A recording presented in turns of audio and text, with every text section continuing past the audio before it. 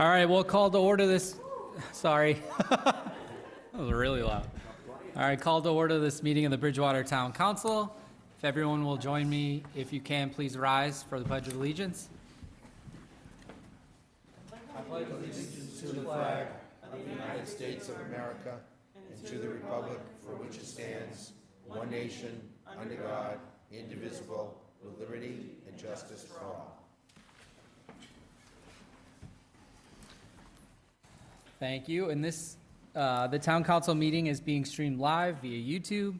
You can go to the Town of Bridgewater Facebook page for the link. We will start with the approval of previous minutes. So we'll start with April 21st, 2026 meeting minutes. So move. Second. All those in favor? Aye. Any opposed? Okay, motion passes. Moving on to the May 5th, 2026 meeting minutes. Motion to approve? Moved. Second. All those in favor? Aye. Opposed? 9-0.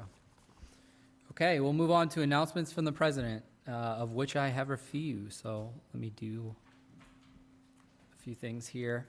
I'm going to start by just opening up and saying a few words from myself, and then I have a few announcements, and we'll get on with the agenda.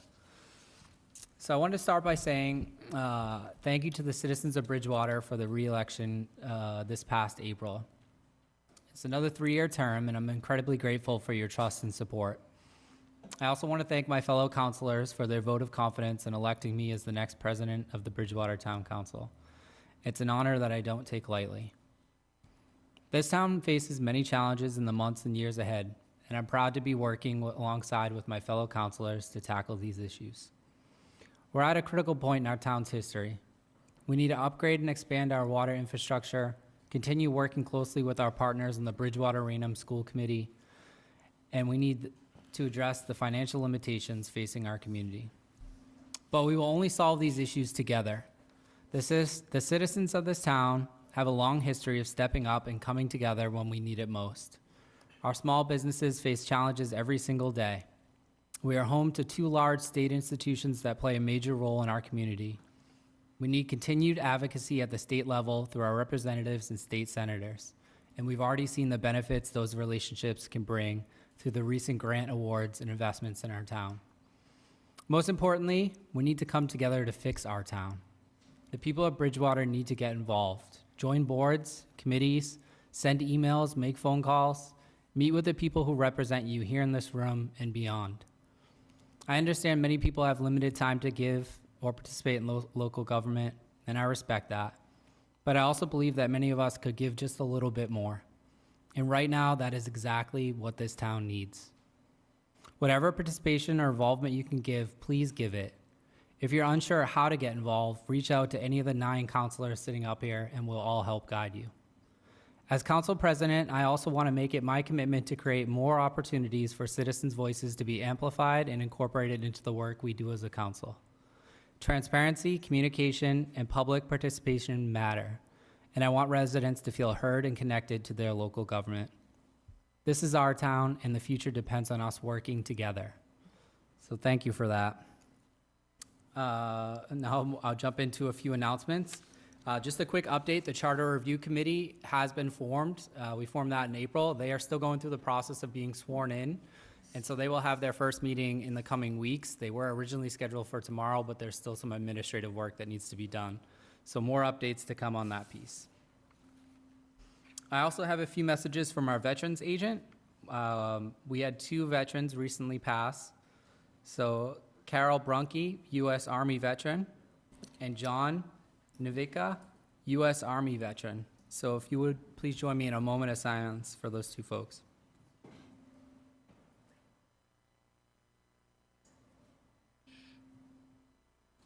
Thank you. I also have an update regarding Memorial Day celebrations. So Bridgewater's Memorial Day activities will begin this Monday, May 25th at 8 a.m. An honor guard from the VFW Post 2125 will perform ceremonies including a wreath laying, prayer for the fallen, rifle salute, and the playing of taps at 5 area cemeteries. The public is encouraged to attend the brief ceremonies that will begin at Mount Prospect ceremony at 8 a.m., followed by ceremonies at Old St. Thomas Aquinas Cemetery the St. Thomas Aquinas Church Cemetery, the Trinity Church Cemetery on Main Street, and concluding with the First Cemetery on Summer Street. Parade participants will assemble on Perkins Street at 9:30 a.m., with the parade stepping off at 10 a.m. The parade will proceed from Perkins Street up Broad Street to the Town Common, where there will be a ceremony. The event is expected to wrap up by noontime, and we hope to see everybody there. Okay, moving on to proclamations. I have a proclamation for State Memorial Day proclamation, which I will also read into the record. It's very early, and I'm already getting sick of hearing myself, so. This is a proclamation from the Commonwealth of Massachusetts. Whereas in the aftermath of the Civil War, communities across the nation gathered to honor the soldiers who had given their lives, marking the first Decoration Day. And whereas following World War I, the nation again united to honor those who died in service to our country. Renamed Memorial Day, the last Monday in May, is a time to remember and honor the men and women who gave their lives in all of American wars and conflicts. And whereas throughout the history, thousands of Massachusetts residents have answered the call to serve, defending our nation, our freedoms, and our way of life. And whereas their courage, sacrifice, and devotion to duty represent the very best of the Commonwealth and continue to inspire generations. And whereas we must pause to remember those who made the ultimate sacrifice and recommit ourselves to honoring their legacy through service, unity, and gratitude. Now, therefore, I, Maura T. Healy, Governor of the Commonwealth of Massachusetts, do hereby proclaim May 25th, 2026 to be Memorial Day. Signed by the Governor's office. Okay, at this time, we will move into Citizens Open Forum. Due to Massachusetts open meeting law requirements, discussions will not take place during public comment periods. Anyone may comment at this time for up to 3 minutes. Comments and/or inquiries should be made in a respectful manner and not cast any aspirations on individual council members or the council as a whole. Remember, please, to state your name and your address prior to speaking.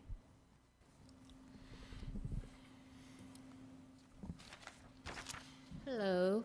Mr. President, I'd like to make a motion to suspend our rules to allow Janice Means, the president of BCCR, to be able to speak. Thank you, Mark. Second. All those in favor? Aye. Any opposed? Motion passes 9-0. Okay, thank you. As Mark Lindy said, my name is Janice Campbell Means. I live at 15 Indian Lane in Franklin. I now live part-time at 280 Conant Street here in Bridgewater. There are 3 points that I would like to make. First is the library. Please don't make them have to shut another day. That's just such a vital piece to the Bridgewater community. Number 2, please do something about the Bridgewater Senior Center. A lot of the people who attend there, the only time that they really socialize is when they go there. They socialize, they get a meal, they do events, so please don't change their hours, don't take away their programs. It is very important to them. The third part of reason of why I'm here is Juneteenth. As you all know, yes, I am a chair of BCCR, but I'm also a co-chair of Juneteenth, and I've been a co-chair going on 6 years. And it is 6 years that we have had a Juneteenth celebration in Bridgewater. But yet, we don't seem to get the recognition that we should. This council will recognize St. Patrick's Day, Cinco de Mayo, Christmas on the Commons, Autumn Fest, but they don't recognize us. We are a committee of 9 people. We work over a year very hard. We don't get the financial support as other organizations do. We endure the racism when we go to pick up a check. We've had people that won't give a check to somebody who looks like me, but will give the check if somebody who looks like you from the committee comes on. 6 years, we've had a beautiful, no issues celebration, and not even CERT will have anything to do with us. We work hard. We just ask that you respect that Juneteenth isn't just a celebration, but it's history. It is American history, and we ask that you respectfully mention us when the time comes, and don't ignore us and think that it's just, a black thing, because it's not. It is American history. Thank you.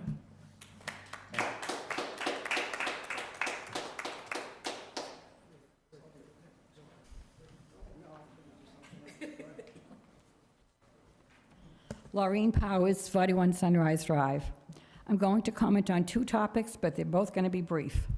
First is regarding the Pride and Juneteenth flag raisings, and I know that all of you here are aware and up to speed with what's going on, but I thought I could take advantage of speaking to the people at home.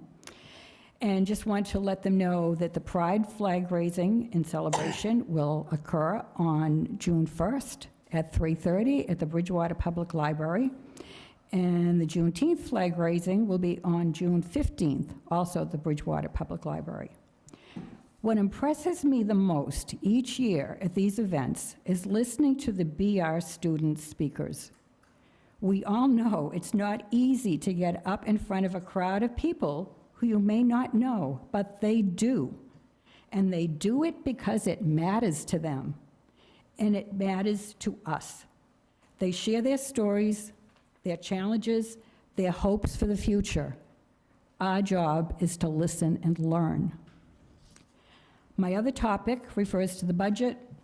We all know this is a daunting task. We know the concerns regarding funding for the schools and the roads and the water and the police and fire departments, critical issues. But please don't completely lose sight of what the Bridgewater Public Library and the Senior Center provide to this community. It's huge. I'm not negating the extremely tough decisions that will need to be made, but for many, the library and the Senior Center represent the heart and soul of this town. Thank you.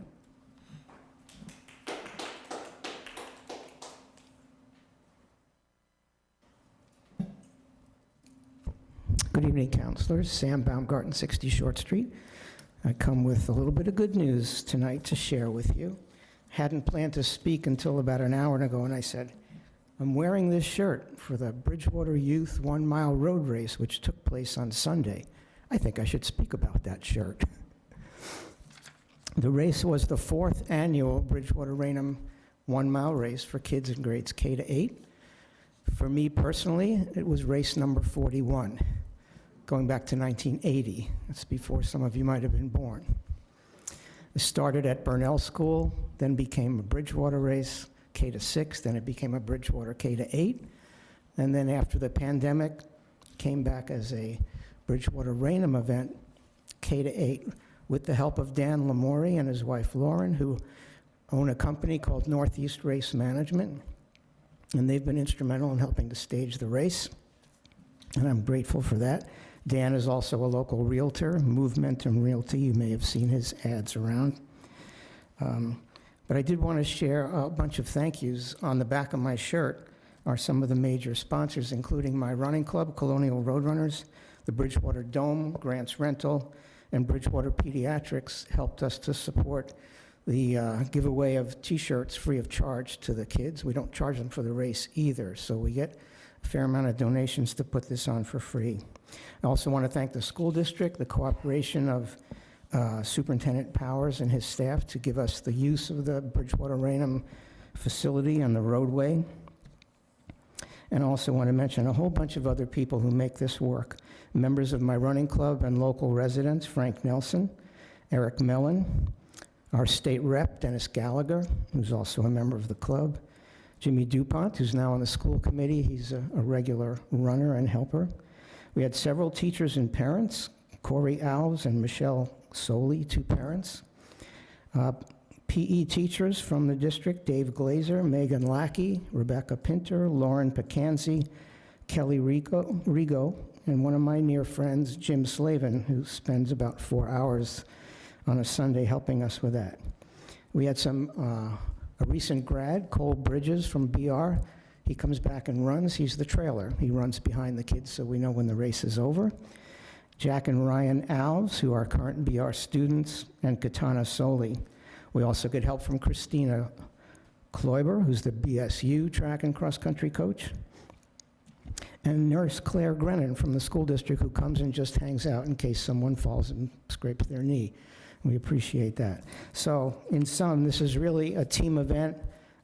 I'm proud to have been a part of it for 41 years, and I hope we can keep it going, and I'm looking forward soon, maybe a few years away, to see a Trocchio in the list, and a Murphy and a Kennedy in the finish list. Thank you.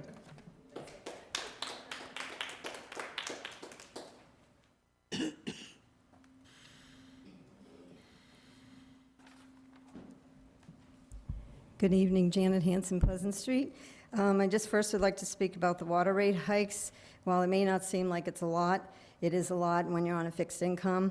We recently increased in 2026 from $25 for basic rate to $42.23, and now it's being proposed in less than a year to go up to $46.45, and then I see in the chart that it's going up every year, like 2028, it's going to be $51.10, et cetera. It's in the chart. Also, the usage will be increasing. And again, while it doesn't seem like much, it does add up when you're on a fixed income. We were paying less when we went twice-a-year bills, and then they went to quarterly bills, and we were paying more. And we only 3 people at the time. My son doesn't live with us anymore. And we hardly use any water at all, yet our rates keep going up. And it kept being said by the town president, council president, and others that other people, we'd be seeing less in our water bill. Most people would see less. I don't know who those people are, but it wasn't us. And we're only 2 people, and we don't use much water at all. So I just want to be mindful of those rate increases for people, especially those on fixed incomes. I want to say I'm in favor of ordinance DFY 26-002 to amend the town manager's term of office to be 3 years at a time. I was on the Charter Review Committee when we were doing that, and it makes more sense than 5 years. Any issues can be addressed sooner. Also, I hope that the town council makes sure that they do yearly reviews as they're supposed to, on time, unlike other years where it wasn't done at all or not on time, and do it before any pay increases put in place. This is no reflection on our current town manager at all. It's just sound business, and it's in the charter. And this should be done, as I say, before any increase. I'm in favor of ordinance DFY 26-003, amendment of citizen referendum petition timeframe. 30 days is much more practical to obtain at least 5% of the total number of voters on a petition. 10 days was definitely unrealistic. How can people go around the whole town and get that many people to sign? Ordinance DFY 26-012, department heads. I would appreciate an explanation tonight when you discuss it. Again, where the department heads that are being lined out, where they will be under. I know I was told that they're not being eliminated, they're being put under, but I just want clarification of where they're being put under if they're not a department head by themselves. If, for example, the collector, what department is that going under? Conservation agent, I was told the CED director. The conservation agent and Concom, in my opinion, and others, is that they should be by themselves. They should not be under the CED director. And finally, the committee boards, meetings should, 3 minutes up already? Meetings should be on the same day. No, meetings should not be on the same day. There's meetings tonight that are all on the same day, and how can you choose? So if that's a way of trying to fix that. All committee and boards should have items attached that they're going to discuss. Planning board, for example, is going to be discussing CBD amendment, and there's nothing attached. I can't find it, and that way people can be prepared when they are speaking. And I encourage all committees to include citizen comments on their agenda. I know it's not required, but the state strongly encourages it, and it's good faith and helps citizens feel like they're having a chance to be heard. And lastly, committee and board vacancies. Could this be please included on the town council agenda every meeting and read out loud without just saying, go to the website? And maybe you could even put it up on the screen when it's not being used so people can see it during the meeting. And also, the one thing on the job descriptions, if it could be said, when they meet, the times they meet, and how much time is involved in that committee, so you can know if I could do that. Oh, no, there's no way I can do it, so I'm not even going to apply. it just makes it easier for somebody, even like myself, that wants to apply, but I don't know what their schedule is, and then I have to figure out who I'm supposed to ask. So I'd appreciate if that could be added to the website. Thank you. Thank you.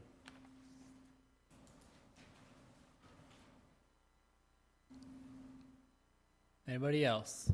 Last call. Okay, seeing none, we will move on. There are no appointments this evening. We do have several hearings, so we'll jump right into those. Councilor Kennedy, you're up for all of these. So I will go through them one by one. Councilor Kennedy, if you could just give a brief overview after I introduce them, and then we'll go through the process of the hearing, just so folks in the room know what we're talking about. I think it would be really helpful. We're going to start with proposed ordinance D, FY 26-002, amendment to the Bridgewater Town Charter, Article 4, Section 4.1, Town Manager Term of Office. So this article came from the Charter Review Committee years back. We were trying to pull things out of that committee that had been standing for quite a while. This was one of those items. Oh, yeah, Public hearing. I'll open the...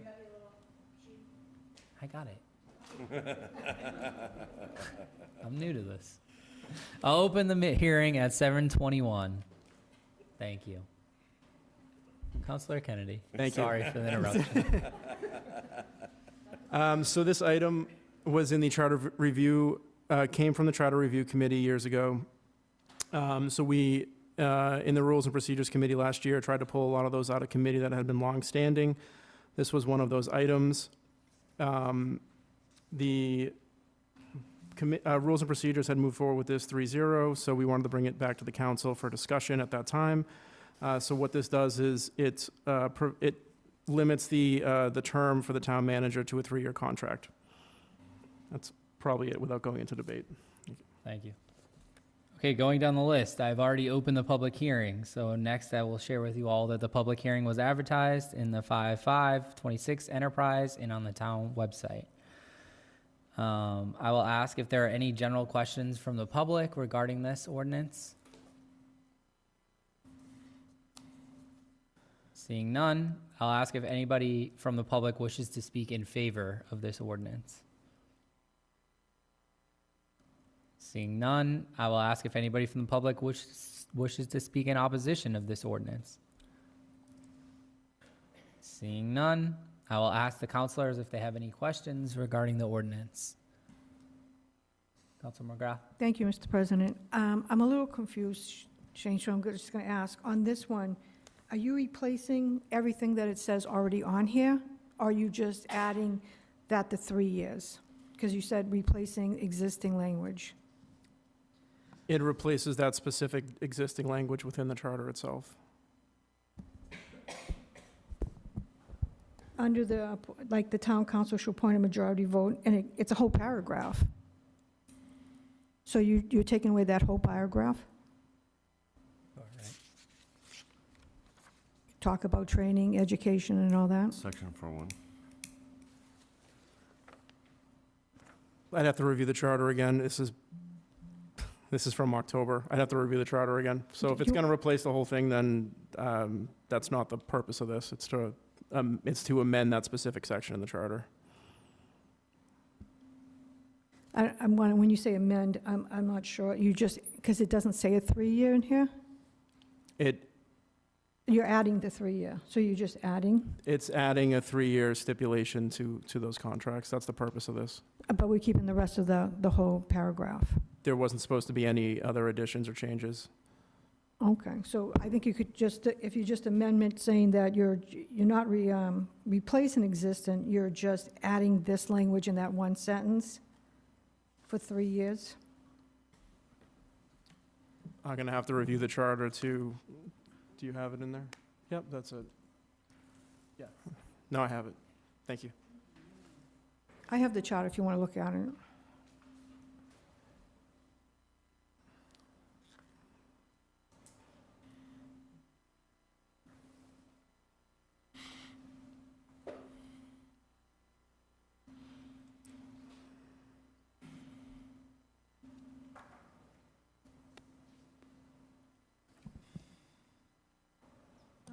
Mr. President, while Counselor Kennedy is looking for that information, is it all right if I ask a question? Sure. All right.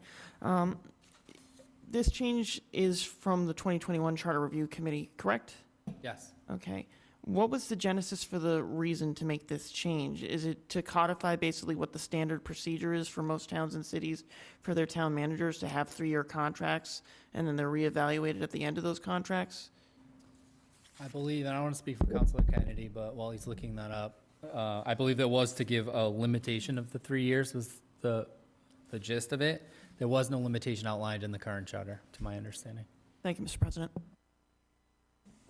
Oh, just to add to that, prior council's contracts with the town manager were always debated amongst the council, and it could be 3 years, could be 4 years, so there was some variability on the length of the contract in the past.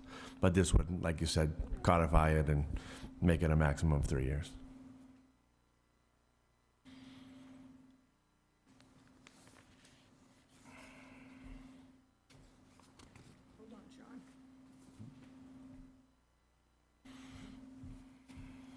Which section are you looking? And, I have it Mr. up. President, I'm just an wondering which additional section- question. What are you highlighting? Yeah. When the council if the council passes this evening, does this immediately Just affect to the add it contract for the in. existing town manager, or will this come into effect for his contract if it comes up for renewal? I don't believe, I would defer, but I don't believe it's going to impact the current contract for the town manager. It's already a 3-year contract. Okay, so I'm going to make an amendment to, instead of this saying replace existing language, add the existing language, or add the following language. Add the following language.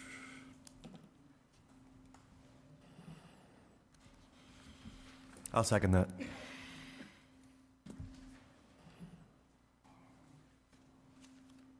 I guess just a question on the amendment. I don't know how this impacts, since it went through a vote, right? An approval by the state. No, you're at the beginning stages of that. It will go through the vote, and will go to the state. Right. Okay. Yeah, so this is step one. You all are voting what you want the potential amendment to be or change to be.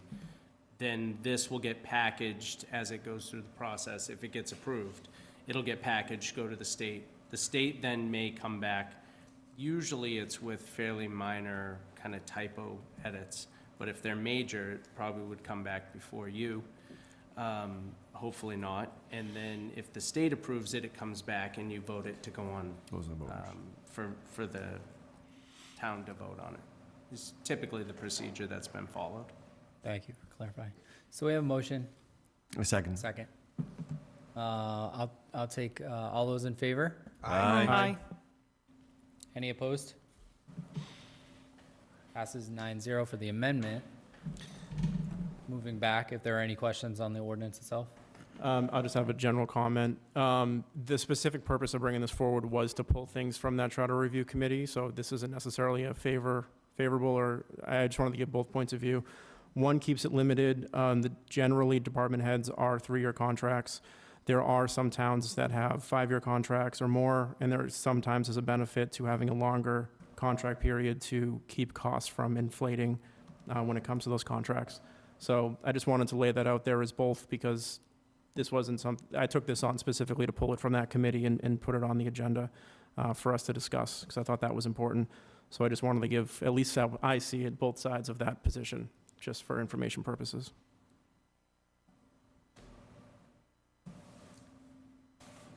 Sorry.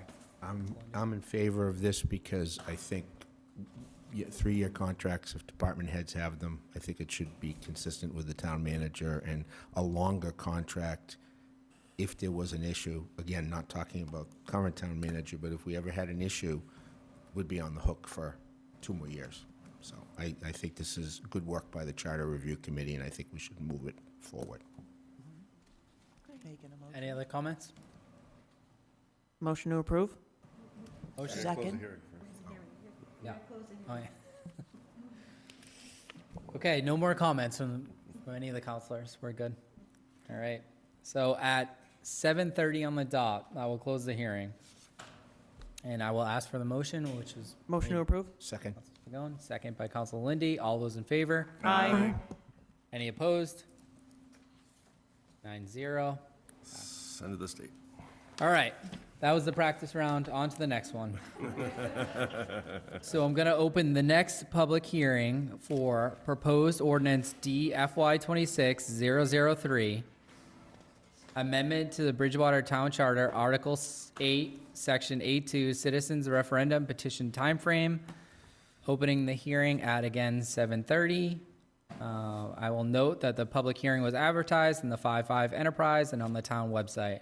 And I'll ask Councilor Kennedy if he wishes to give a quick overview. Yes, so this is increasing the time for that petition to 30 days. It's currently 10 days. It is also, I believe, came from the Charter Review Committee as suggestions, so along the same lines, we were looking to pull it out of there. I don't really have much more. Excellent. So I'll ask if there are any general questions from the public.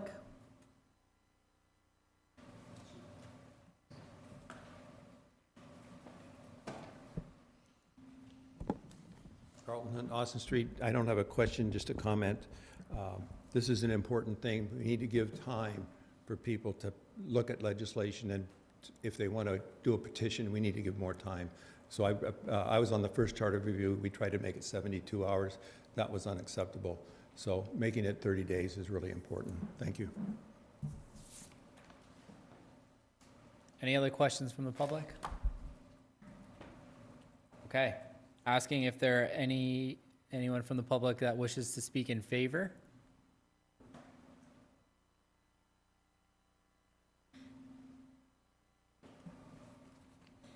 Shannon Hanson, Pleasant Street. I already said in my citizen comment, but I'm in favor of this. I was on the charter review, and it definitely makes more sense. You can't really expect in 10 days people to get a petition going and have that many voters.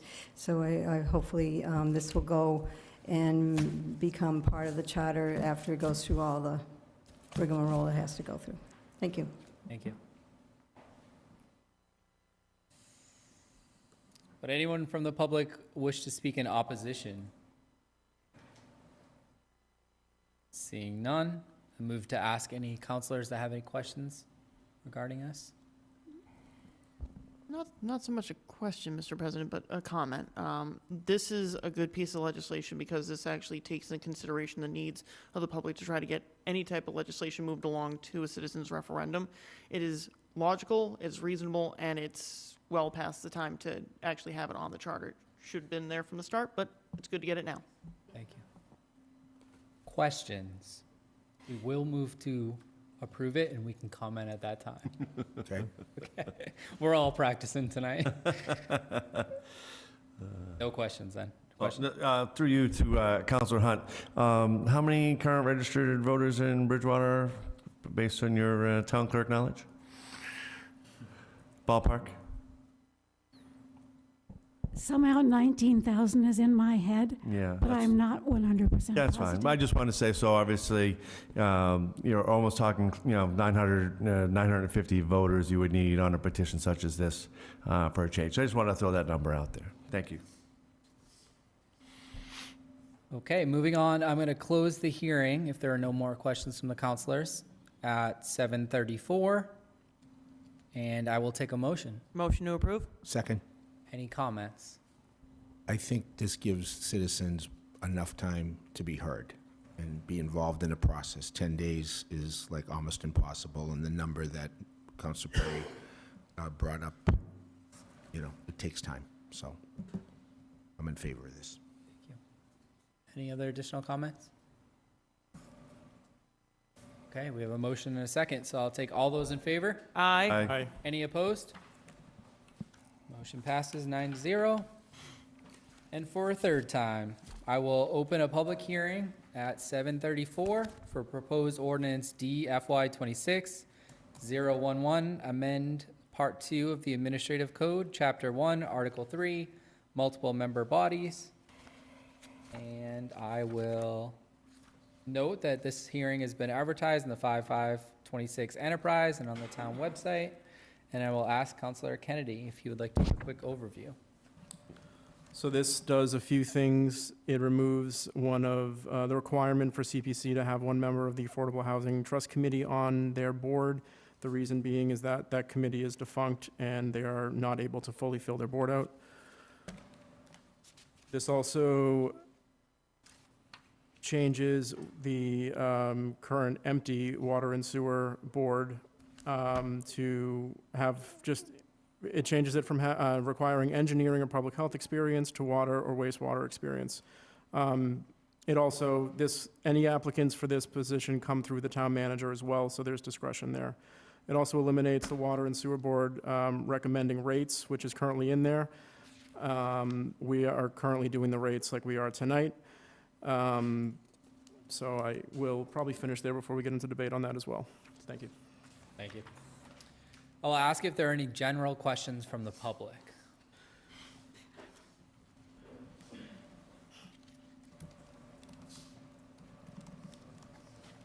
Carlton and Austin Street, there are 3 items. Are you going to take them all up at once, or are you going to vote them each individually? I'm concerned because if one fails and you vote no, all of them fail. So I would request that you actually take each change up for vote. As CPC chair, vice chair, we have not met quorum last month. Part of the reason is the Affordable Housing Trust is defunct. We've been asking for over 3 years to change it to a different makeup, and the makeup that we came up with the former town manager, and now is to change it to a second at-large person. I am an at-large person, not a large person, at-large person. We have a lot of funding things that we have to deal with. We are a major committee, not commission, committee, that has fiduciary responsibility. We provide a lot of funds to this town. We recommend to the council a lot of funds to this town to support historic preservation, open space acquisition, recreation, and affordable housing. So we would like to have a ability to make quorum. Thank you. Any additional questions from the public? Seeing none, I'll ask if anybody in the public would like to speak in favor of this. Seeing none, I'll ask if anybody in the public would like to speak in opposition of this. And then next, I will ask if the councilors have any questions. Councilor Perry? Thank you, Mr. President. So just in reference to what Dr. Hunt was stating, I don't think we need to vote on each individual aspect. I think if we wanted to have any changes, we could certainly make an amendment. But through you, though, to Mr. Kennedy, I saw that the subcommittee voted 2-1 in regards to this. Why was the, what was the dissenting vote about, if you recall? It included the removal of the cable committee. Yeah, that's what it was. So we amended that previously as a council. Gotcha. That was the removal, and that was the one dissenting by Councilor Lindy. Okay, very good. Thank you very much. Any other questions from councilors? Yes, Mr. President. Regarding the Affordable Housing Trust, is it because that committee is no longer operable under law for use by the town because of Community Economic Development Department would cover that? Or is that because the committee they've not been able to get anybody to be signed on to the committee? Because if it's a matter of the committee not being able to meet, then we just need to get members so the Affordable Trust can still exist. Could I make a comment about that? Because I was part of that way back when. Do you want to answer first with yeah, your go ahead. legislation, and then I'll open it up? From my understanding, it's been years since that was operational, so I don't think it's empty, and I don't think we're removing a potential seat for somebody on CPC by removing this currently. If that was ever to come up again, we could add that seat potentially, but it's a good question, but it's been years since that was functional. So I think from my perspective, the priority is ensuring CPC has the ability to meet quorum, because they currently meet and do a lot for the town. Got anything? Okay, I'd say what that committee was much more than most committees are.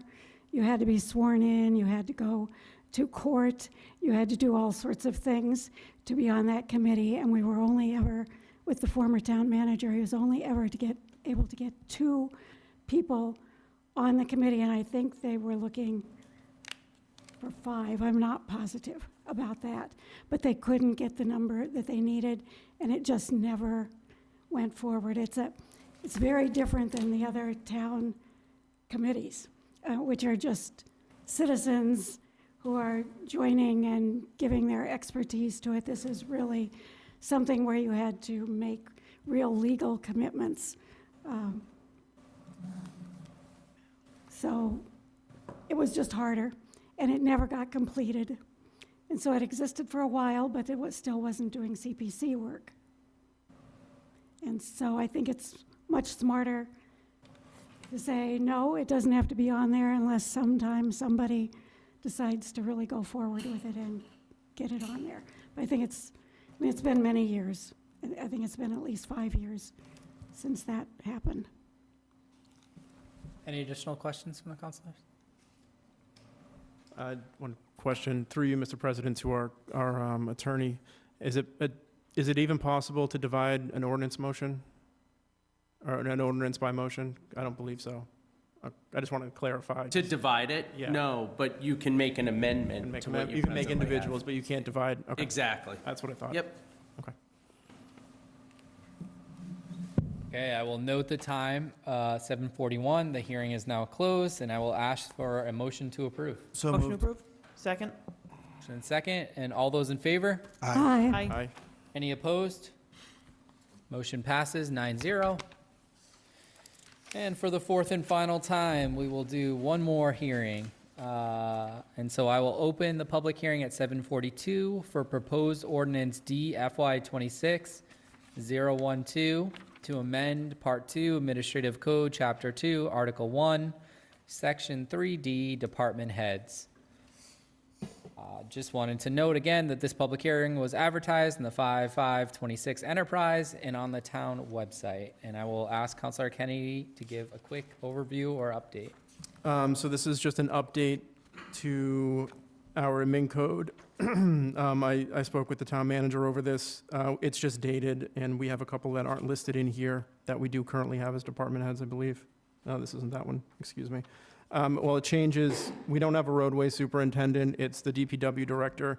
So this is lining up and removing people that are falling currently under other department heads. And the conservation agent is retained within the CED. I know that's a separate discussion, and I think is under the discretion of the town manager where that goes. But this currently aligns with the town structure that we have in place based on department heads. Thank you, Councilor Kennedy. I'll ask if there are any general questions from the public.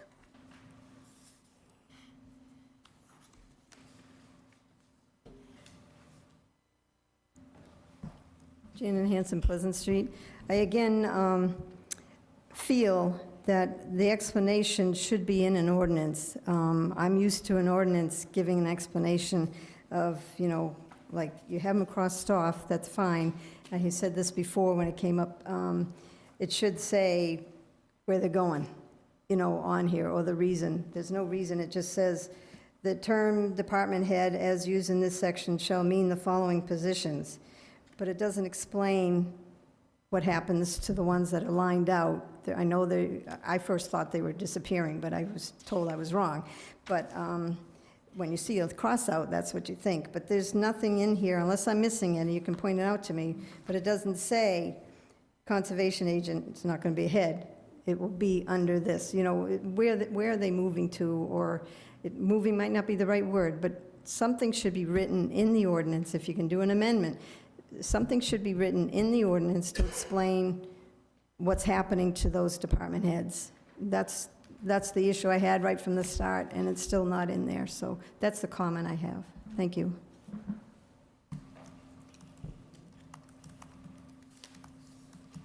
Any additional questions from the public? Would anybody from the public like to speak in favor of this legislation? Seeing none, would anybody from the public like to speak in opposition of this legislation? Seeing none, I will ask if councilors have any questions. Councilor Spigot. Yes, Mr. President. A question about this. Because these are all separate departments, or some of them have been amalgamated into other departments, like roadways, superintendent is obviously in DPW. My question would be relating to the chief assessor and then the treasurer and collector roles. The treasurer collector is one role, so I understand why they struck out collector and treasurer separately. It should be listed as treasurer collector, just to keep consistency. I don't see why that's being reduced as being a department head. Treasurer collectors are typically the heads of their offices. I recognize it's in the revenue collecting division, but what would be the reason for removing them as a department head and also not keeping their title consistent as treasurer collector, but also for chief assessor, they're the head of their office as well. I don't think there is an assistant assessor in the office right now as it stands. It's just the chief assessor, her assistant, and then the board of assessors. So just wanted a little bit of understanding as to why those had those strikeouts. So this list in general is outdated and has not been updated in quite some time. I don't even think we have, no, we do have CED on this one. It's just an outdated list based on our current town structure. So I know that may be the case in other towns, and I would ask as well, if through you to the town manager, if you're able to explain how the department has set up. Yep. So one of the clarifications regarding this is this ordinance would adjust to what our org chart is actually now. For example, in the finance department, you reflected the chief assessor and the treasurer collector. They actually report to the finance director, who is the department head of that department. So in practice, for example, we did performance reviews. I do performance reviews for the finance director. I don't do it for the chief assessor or collector. They report directly to the finance director. So we more look at it operationally as a division head versus department head, even though they are their respective department head. So it just aligns with what our org chart is, and I know the question has been where will they be allocated? These positions are identified in that org chart as well. So it's not changing anything operationally. It's just clean up old language that hasn't been updated. Just to follow up to the town manager, is the org chart on the website? Yes, and it's part of our budget book as well. I forget what page it is, but it is in there, and it's in both those locations. Thank you. You're welcome. Any further questions in the hearing? Councilor? Thank you, Mr. President. So just in clarification too for what the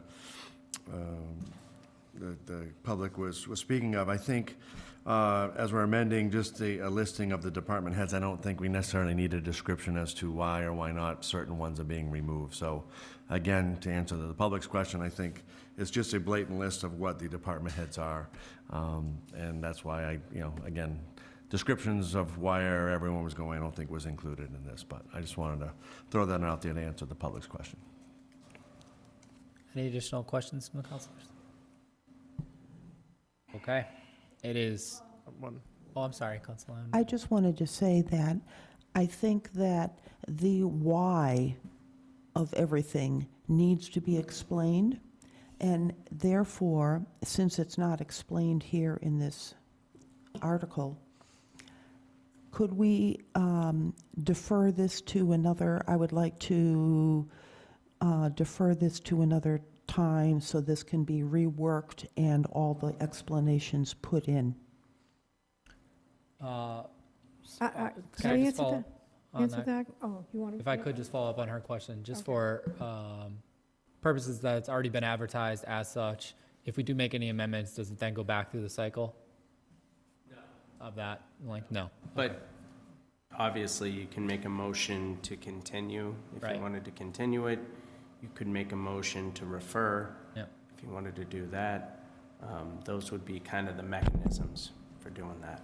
Okay, thank you. Sorry, Councilor. That's okay. I was on Rules and Procedures when this came through, and the reason we did this is because there's only one department head, like the finance director, and under the finance director would be the treasurer, the collector, and all that.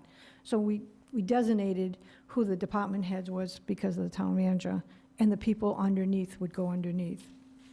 And if you go on the website, like town manager said, it will show you who the department head is and who goes underneath that department head, just organization. Well, I think it should be part of the article, but if no one else wants to second it, then never mind. are we in dis, Yeah, we're just answering questions, but you can make an amendment if you'd like to pose it when the time comes. Okay. Any other questions before I close the hearing? Okay, we're gonna close the hearing at 7:50, and I will take a motion to approve. So moved. second? Motion made and seconded. Any comments? Councilor Kennedy? Because it's been brought up as a concern, I'll make a motion for an amendment to include an explanation on this article that just simply states, this is not the removal of any positions, it is a reorganization in line with the town's organization structure. Second. Second. I don't know. Say it slowly. To add an explanation section to the ordinance that states the intent of this ordinance is to not remove any positions.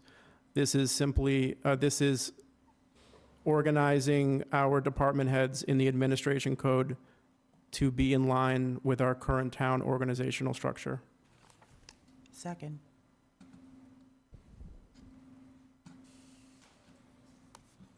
Just want to make sure Debbie's all set before we vote. Good? Okay. So a motion was made and seconded, so all those in favor? Aye. Any opposed? Amendment passes 9-0. Thank you. Okay, we move back. Any comments before we take the vote? Okay. Do we need a Made motion? and seconded, yep, we already did that. We already in the did that. discussion. Yeah. All those in favor? Aye. Any opposed? 9-0. Motion passes. All right. Done with those hearings. On to license transactions. So we have a petition P 2026-022, change of officers and change of beneficial ownership interest for Circle K, Massachusetts. Looks like this is just a license change for alcohol. Debbie, I don't know if there's anything additional to add beyond what's in our packets. Yes, they're just changing their offices and beneficial ownership. Circle K. Her mic isn't A lot on. of these ones do it. Just her mic wasn't on. Oh, okay.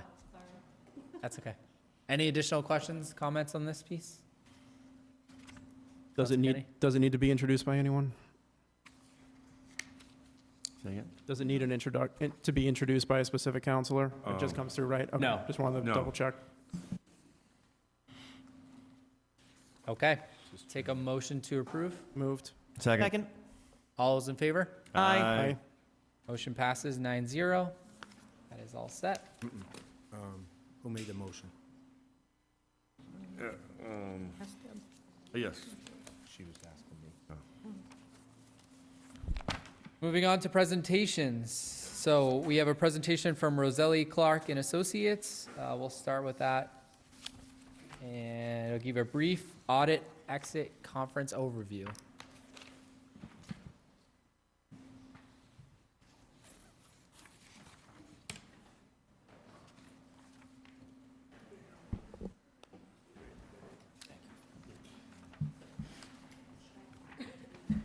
I'm Paul Gargano with Roselli Clark and Associates. I'm here with Don Pyatt, who's another partner at Roselli Clark and Associates. He's mainly the field partner on the job, overseeing most of the on-site work. So what we're going to go through tonight is our typical exit conference. So what we're going to do is I'm going to talk about some economic trends. Then I'm going to get into two of your biggest liabilities, other post-employment benefits and pension liabilities. And then I'm going to turn it over to Dawn to talk about some informational items and some observations, and then time for any questions. As I'm talking or Dawn's talking, if you have any questions, just let us know.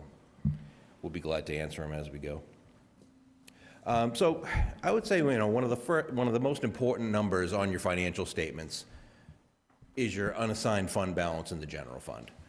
How much you have, in your reserves. So what makes up that number is your unrestricted general fund balance, which is similar to free cash, but not quite.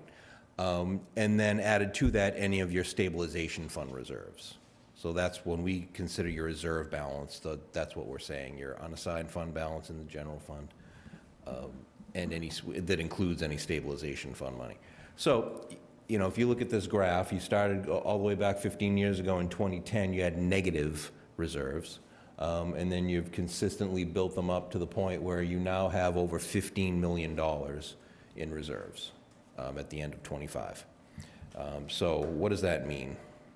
Well, sometimes what we do is we like to refer to the reserve ratio, which is the percentage allocation of your total reserve over your general fund appropriation for the year, how much you've spent. And then we can compare that to other communities and the state and other metrics that the bond ratings use, the bond rating agencies use.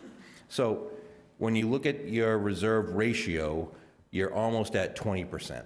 So your reserves are 20% of your general fund expenditures. So what does that mean? Well, what we call the Tier 1 metric for S&P is 15%.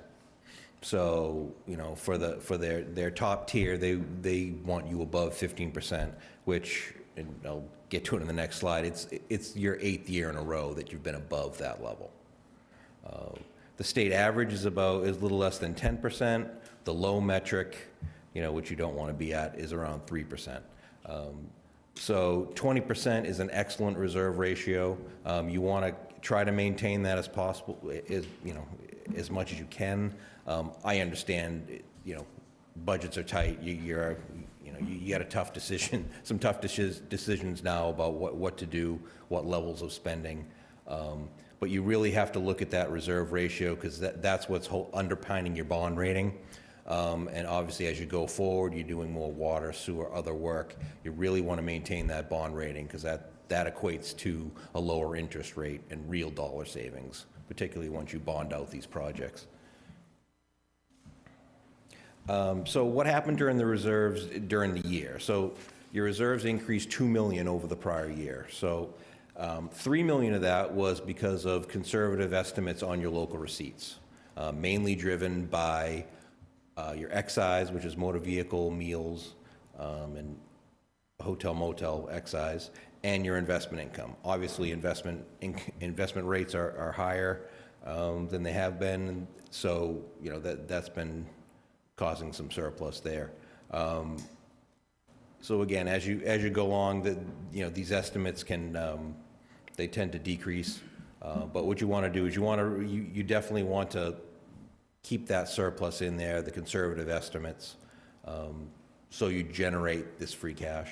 Also, your appropriations beat your budget by $1 million. So your departments turn back $1 million. So you want to drill that into the departments. If you don't need the money, turn it back. It comes back into the reserve, and then that's what you can, that's what you used as your underpinnings for your next budget. So it benefits everyone when they come under budget. So that's a $4 million positive, yet a $2 million decrease in your reserves because you actually appropriated some stabilization funds, mainly for one-time capital, if not all for one-time capital. I'm not positive.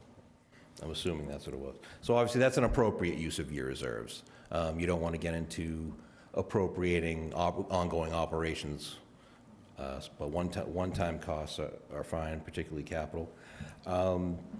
So again, we just discussed this. Your metrics are exceeding the state average. You're above the S&P Tier 1 for 8 years. Your current bond rate is AA3 with Moody's and AA with Standard & Poor's.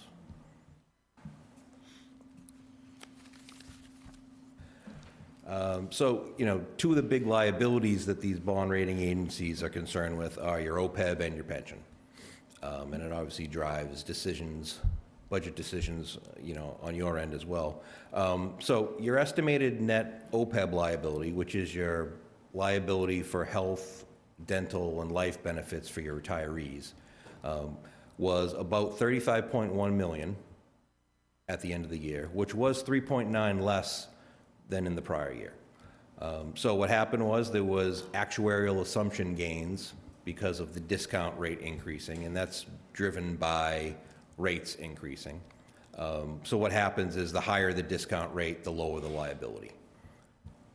And then also you had some favorable plan experience because in the 3-year window that the actuary looks at, you had cumulative 9% premium increases versus the actuarial who the actuary who put 20% as the estimate in your actuarial. So you actually had a gain from a favorable plan experience as well. So that's the good news. The other side is right now there's $1.6 million in the fund set aside for OPEB benefits. That's about 4% funded, which puts you slightly behind the state average. So again, I know budgets are tight, but you really should start planning for what you're going to do with that OPEB liability. Now, obviously, other communities have kind of pinpointed the full funding date of the retirement system as a date when the retirement system funding gets decreased, you're going to increase and put that to OPEB, which is a great idea. How that looks, it remains to be seen. Right now, I think we'll talk about the pension in a minute, but I believe they're scheduled to be fully funded in 2032.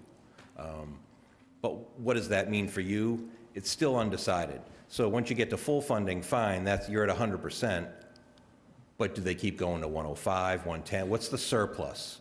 Because, I mean, it sounds good, you're fully funded, but one bad year in the market, and now you're at 95%, and now, you got to bring it back up again. So what that looks like hasn't really, there's been some discussions, but that really hasn't been nailed down as to what that looks like. But without a doubt, once you reach full funding in 2032 for your pension liability, that will free up money, without a doubt, that you're putting towards your unfunded liability. Because right now, your pension liability is made up of the normal cost for your current employees, but it's also this unfunded piece for retirees that have been retired, for years. But that unfunded piece hopefully goes away in 2032 once you're fully funded. And then all of a sudden, you're now just funding that normal cost. So you will see some savings at that point. We recommend that you target them to start funding your OPEB at that point in time. Will the state mandate that? Remains to be seen. I think they're going to have a hard time with that because there are some pension systems that are far, far away from fully funded. Right now, 2040 is the law. Already there are some systems out there, some big cities that are going to have a hard time meeting the 2040. So that remains to be seen what happens. So here, we'll talk about the pension liability in more detail. Your share of the county pension liability is $36.7 million, which improved by $5.4 million from the prior year, mainly from actuarial gains. Unfortunately, unlike OPEB, you really don't have much control. It's under the control of the county retirement system. So one of the things that's important to point out right now is the discount rate that they use in their evaluation is 7.875%. And as we talked about with OPEB, higher the discount rate, lower the liability. The Plymouth system is the only system in the entire state at 7.875. They have the highest in the state. So PERAC recommends 7. You have some systems that are sub 7% for their estimate on the discount rate. So if, because of markets and things like that, everyone's saying we're pushing gains, we're taking gains now and, maybe over the next 10 years, we're going to see some lighter gains. That's going to impact that discount rate. So if they ever have to bring that discount rate down, your liability goes up, and then potentially the 2032 date is in jeopardy. It is 68.3% unfunded, funded at the at 12/31/24. That's about the state average. Getting to 2032, that is actually pretty aggressive. From 68%, that's a lot of funding to make up in 6 years. So obviously, you guys must be on a very aggressive schedule, which is a good thing with that discount rate, honestly. If you look in the notes to our financial statements, we do have a table that's required to say, what does a 1% change in that discount rate do to your liability? So if they were to go down by 1% on that discount rate, your liability goes up about $12 million, from $36 million to $48. So that does have an impact. So it is important to point out that yes, they're 68% funded, but that's using that discount rate that's the highest in the state. And now I'll turn it over to Don. He's going to talk about some informational items. Good evening, council members. A couple quick informational items. Statement on auditing standards number 114 and 15 require us to report any material weaknesses to governance. Happy to report no material weaknesses or significant deficiencies from the FY25 audit. Another thing that we're continuing to push and remind communities is the importance of network security, ongoing training, and just being vigilant against the external attacks. I understand that the town has, their IT department is in-house, which is great, and helps with that training and ongoing monitoring of IT security. Fraud risk assessments, ongoing monitoring of departmental controls. This is all that can be done internally, particularly when it's around cash. Any departments that are handling cash should be ongoing monitoring of those controls. And then also just considering internal audit processes for cash, purchasing, and payroll. And then just some observations, mostly looking at the macro climate here.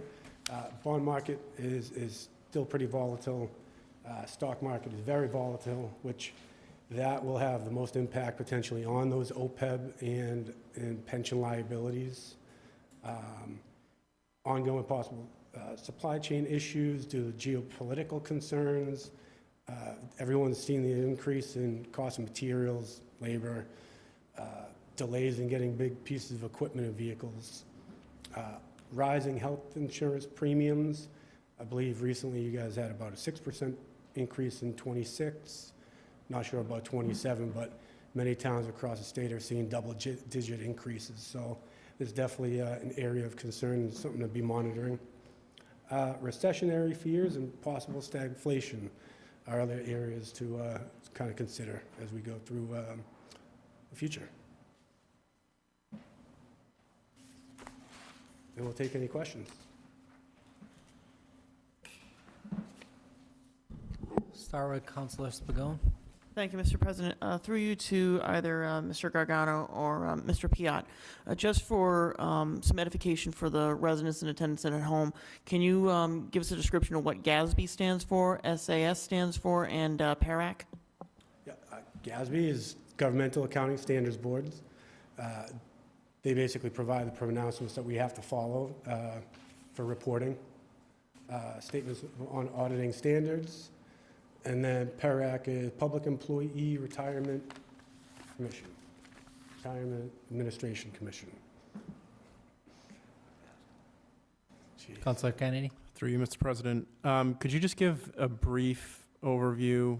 We had a long discussion last time this year about auditing process, so just an overall coverage of what an auditing process is for the town that you do.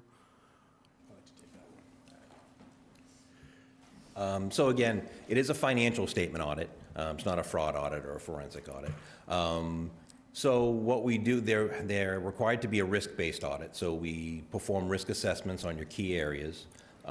Where regardless, we're required to look at your cash process, your payroll process, your vendor disbursement transaction process, and also your IT. That's been a big push on the AICPA lately, as you could imagine, with all the cybersecurity and other issues, and the risk associated with that.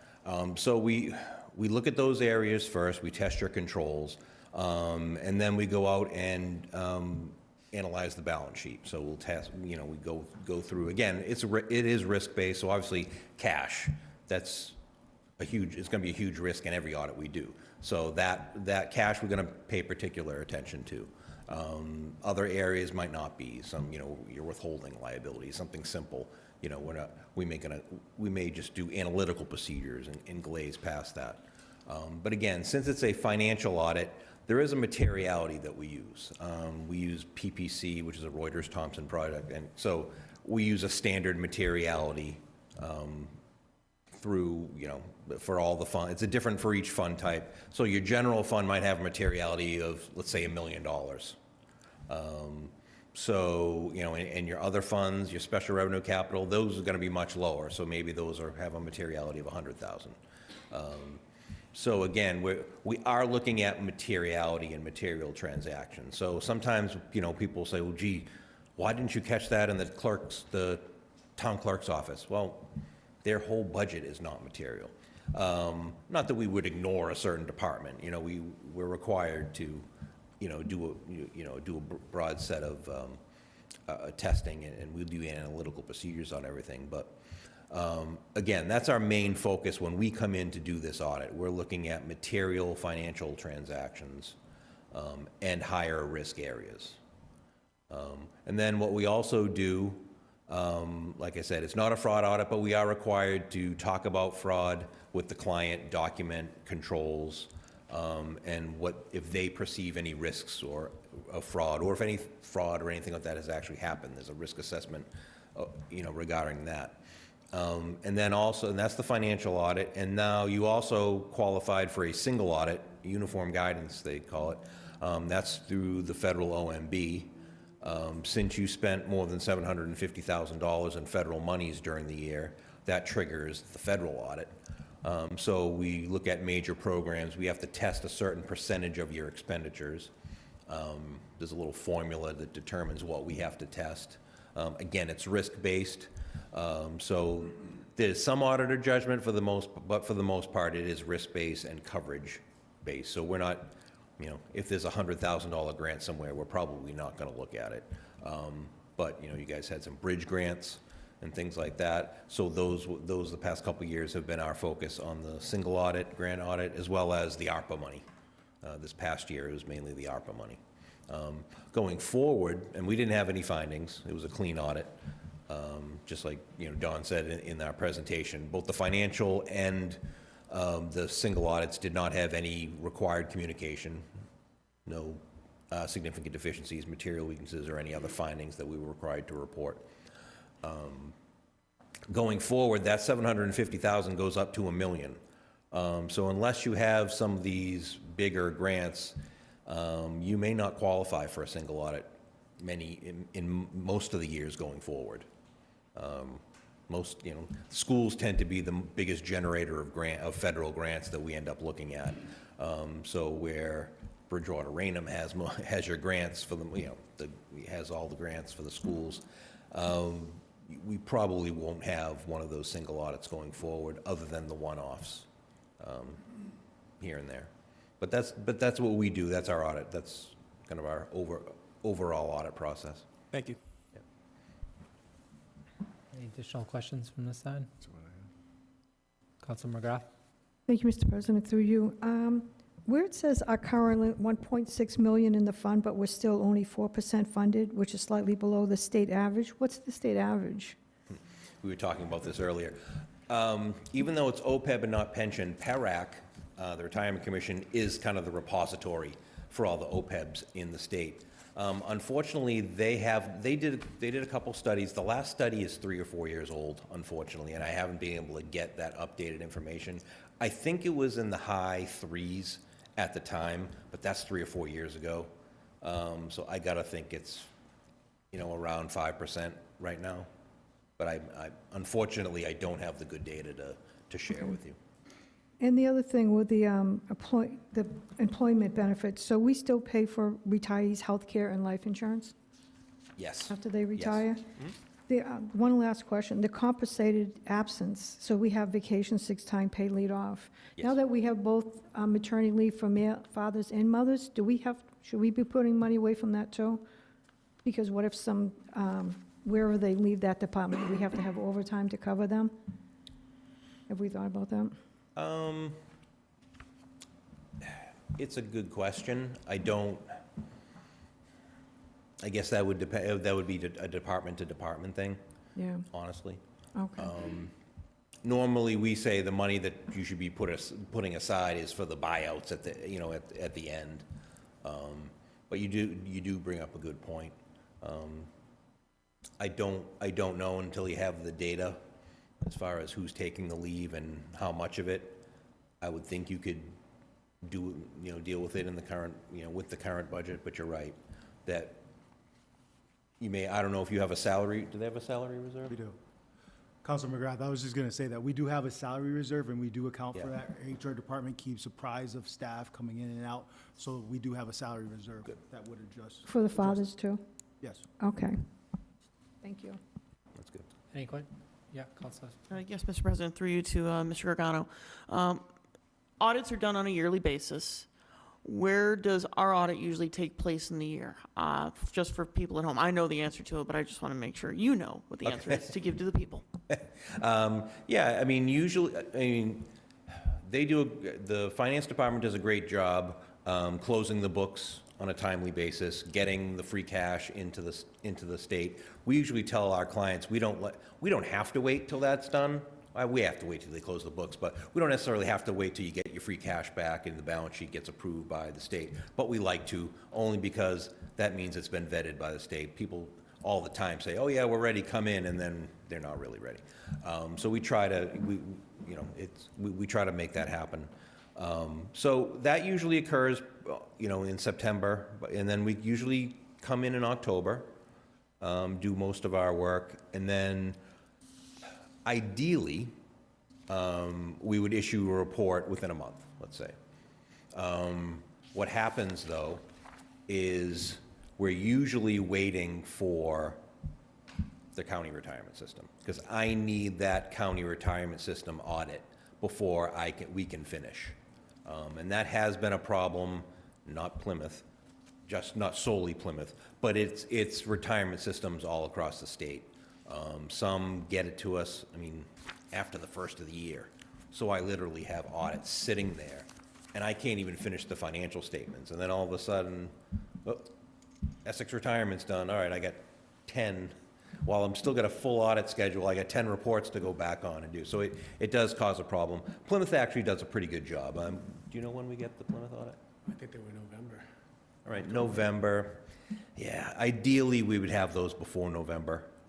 But unfortunately, that's what happens. We do our audit, and then we have to put it aside, and then come back to it.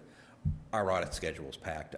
Even right now, I was telling Laurie, I have a city just north of Boston that I'm going out next, the week after next to do their 25 audit.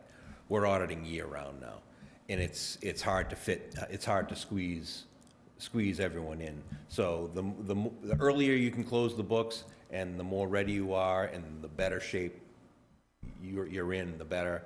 And you guys Laurie and her staff do an excellent job. It's a pretty straightforward audit. So that allows us to get in here, and even if we got to wait for the county retirement, we can usually flip that report over pretty early. So you guys do, that report gets issued pretty early. I don't know if we hit in January this year. Yeah. Ideally, we would do it even earlier, but you're ahead of the curve. You have, just to let you know what's happening in the state, you have a lot of communities getting their bond ratings pulled right now for late audits. Like I just said, I'm fairly large city just north of Boston. I'm headed out there in a few weeks. There's several reasons for it. A lot of turnover in the industry at the city-town level, and also merger and consolidation activity amongst the firms. So fewer people doing the work. The issues with the retirement system, it just really, it really compresses things. And all this ARPA money. We went from, I think I was at 15 single audits 6 or 7 years ago. We're at 82 this year with all the federal money and the increase in clients. So it's a lot of work. But, kudos to the staff here. We can come in and get the audit done in a reasonable time. Any last questions from councilors? I have a question about the discount rate. And it says that it's 7.875%, the highest in the state. Is that good that we're getting a bigger discount, or? No, the discount rate on the retirement system is set, it's set by the retirement system board and their actuary. They'll kind of decide together how to set that. It's not, if it's way out of whack, the actuary will say no. And actually, the PARAC has to approve it. PARAC, I think, holds their nose and says, okay. They wouldn't let you go any farther up. And like I said, it is a function of what you estimate as your future investment earnings. Now, their actuary will probably say, well, you know, historically, 8.725 is not out of whack. And they're not wrong. But again, PARAC's recommending about 7. All the other systems are a little more conservative and brought it down. You can, again, it's just an estimate. You can make that estimate. You can, you know, they obviously want to do the high end. They don't want to bring it down. So, you know, again, it's a function of investment earnings or where you think they're going to be, but it is them choosing that number, not just them getting that, you know, as a rate or something like that. Right? Okay, seeing no more questions, thank you all for coming out. Thank you. Thank you, guys. Appreciate it. We will have another presentation next to discuss water and sewer rates.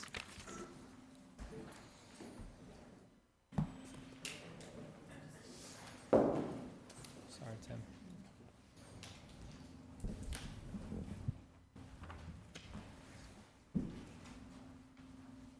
Good evening. My name is, pardon me.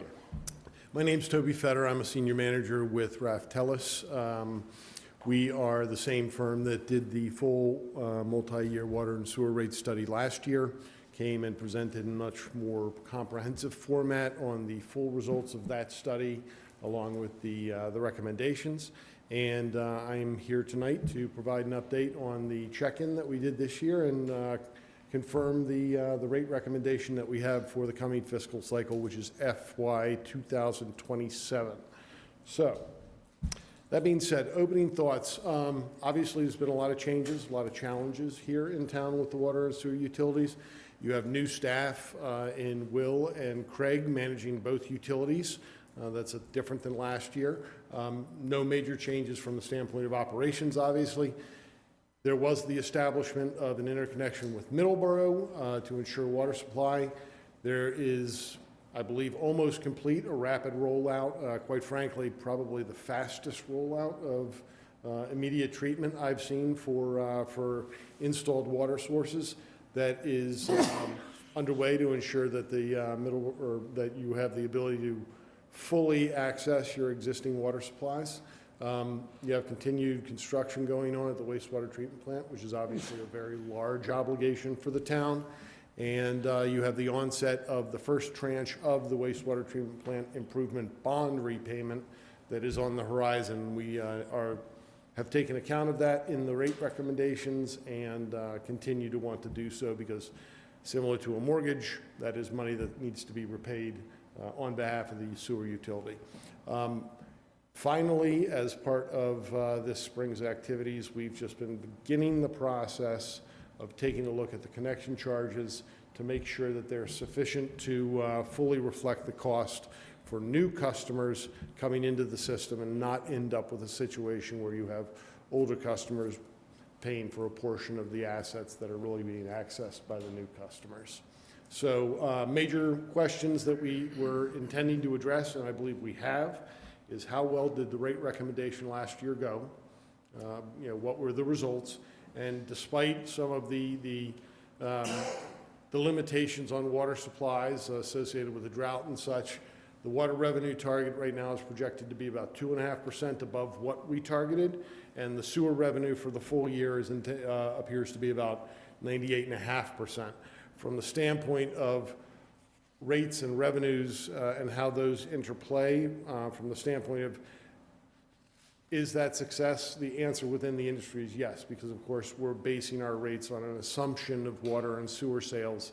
And so this kind of performance does indicate that the rates are working as intended. And after some confirmation, which we did, we basically can say, well, we know that the major strokes associated with the financial plans we developed last year have not changed.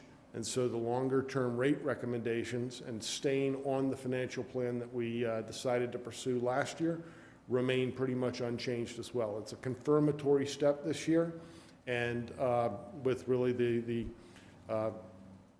expectation that since we now know that the estimates on sales within different groups of customers is accurate, we feel confident even more so that the rates will continue to work over the 5-year projection. The big thing, or the big potential change at some point in the future that did not emerge as part of this year's budgeting cycle is that if major modifications are made to the capital improvement program, which are pretty large for both utilities, if that occurs, that will reflect the need, because so much of the rate increases that were recommended and are needed, quite frankly, are associated with repaying new debt that's going to be coming on for the utilities as they each invest. So that said, the recommendation is we continue to follow the plan last year, and what you'll see on this slide is we are recommending a 10% rate increase on the water. That's really across all of the various revenue generation metrics. This is in line with the plan that we developed. Right now, you're developing about 30%, or pretty much exactly 30% of your overall revenue requirement from fixed charges, and that was the reason for the jump last year. Now we're just going to be going into an annual adjustment based on the overall financial plan, and really the hope that, assuming that you do follow through with the recommended rates, we are going to continue the success that we saw this year. And so in the middle, you see basically the full rate recommendation for this year on all of the various parameters in the rate structure. And over on the right, what you can see is I've just highlighted from last year's presentation the rate recommendation that we expected for 27, and indeed it is exactly to the number what those expectations were. And what does that do to overall quarterly bills? This shows you that indeed they will be increasing on the water side by about $10 a quarter. That's about 11, when you average out, it's about 11 cents a day, and about 1/10 of a penny per gallon of usage for the average customer. I think it's important to highlight some of those metrics. It sounds like it's tiny when we talk about it this way, but in aggregate across the full customer base, these types of adjustments end up being absolutely critical to the long-term financial health of the utility. So, moving on to sewer, again, pretty much exactly the same picture as water. We believe that the water rate structure, or the sewer rate structure that we recommended and was set up, is operating as expected. We recommend continuing the plan. Again, the rate changes are driven by the new debt service that is coming on, and that was all sort of outlined in the full, more comprehensive presentation last year. All the same, those costs are coming, and they need to be, we need to have the revenue to pay them. And so, indeed, similar to the water, we're saying take a look at what our rate recommendation was in the presentation last year for fiscal 27. And we're saying we recommend you actually follow that recommendation. The financial plan is working as expected, and now the trick with financial plans is having the discipline to follow them. So, that being said, what happens to the average quarterly residential sewer bill? Indeed, it is also going up. It's going up by about $24 per quarter. Again, that's around a quarter a day or so, and that's about 0.2 of a cent per gallon of usage for the average user. Again, sounds small in this perspective. When you put it in dollar terms, some people object. The fact of the matter is these types of adjustments are critical to the long-term financial health of both utilities. Combined, just a summation slide. It is basically the exact same slide as we showed last year. It's what we expect for fiscal 27, now highlighted in yellow. As we indicated last year, these, with the adjustments that were made to the rate structure last year, indeed this ends up having an average residential bill that is about 7% lower than it would have been had Bridgewater just maintained the existing rate structure that was in force at that time and adjusted rates to make sure you raised enough revenue. So indeed, We've adjusted the rate structure to minimize impacts on residential customers. That's still in force as it was for last year's rate recommendation within this year's recommendation. Finally, the thing that I think we were very happy about, again, is the revenue predictability that came out of the financial modeling that was done appears to have a very high correlation to what we actually saw over the past billing cycle, set of billing cycles. And so, as I said, staying the course is the recommendation. So final thoughts. Obviously, you had a lot of changes. You had a significant drought. You lost some well capacity due to PFAS, which you are returning to treatment early summer. And there were some additional costs that came in. We did review those, and we'll be looking at that. But right now, within the broader financial plan of the water utility, it doesn't change the overall broad strokes associated with the rate structure. The fiscal 26 rates performed as designed, really for the coming year. We continue the path. The dynamic, meaning the oftentimes changing, at least in small numbers, capital picture. Right now, the large bottom line numbers are still of the appropriate size to what was planned for in the financial plan, so we don't need to adjust for that. And right now, the rate recommendation, the amount of variability that we would see in billed consumption over the course of any given year is within the variability that we're seeing in the capital program. So we don't need to make adjustments. That's a very convoluted way of saying we feel good with sticking with the rate recommendation we made last year for this year for the actual rate set for this year. And then, again, we're updating connection charges. I think that's appropriate, something we addressed at least tangentially at the end of the rate study last year, and indeed the town is proceeding with that. So, that being said, I'm more than happy to take any questions. Councilor Lindy? Thank you for your presentation, very comprehensive, easy to understand. Just want to, for the record, get people to understand the water affects everybody that uses it. The sewer is only about a third, like 30. It's about a third, yes. Third of the town. And the rate increase is projected at 20%. Last year, I believe it was also 20, if I'm not mistaken. On the sewer side, and it will be. And before that, it was a 50%, if I am not mistaken. I don't want to speak out of school. I know what it was last year because I was the one who made the recommendation. If it's okay, I'd be happy to show really sort of what the challenge is. This is a slide directly out of last year's presentation. Yeah. This is the challenge that each utility is facing. The orange bars in the stack bar format, that's the debt service that can be expected. This is the reason for the adjustments. The town has major capital investments that need to be made. The debt service that's going to be coming on from those is real and cannot be avoided unless, the way it could be avoided is if some alternate funding mechanism is identified. And the way that you manage that type of variability is if there is a grant that right now is unknown, but comes, we have the ability in future years to say, you know, that debt service isn't actually going to end up becoming due on the need to be raised through rates. We adjust the rates at that time. But for right now, this is what we believe the financial picture over the next 10 years is going to be for both utilities. So, thank you. Awesome. Hey, thank you so much for being here. Really appreciate your briefing.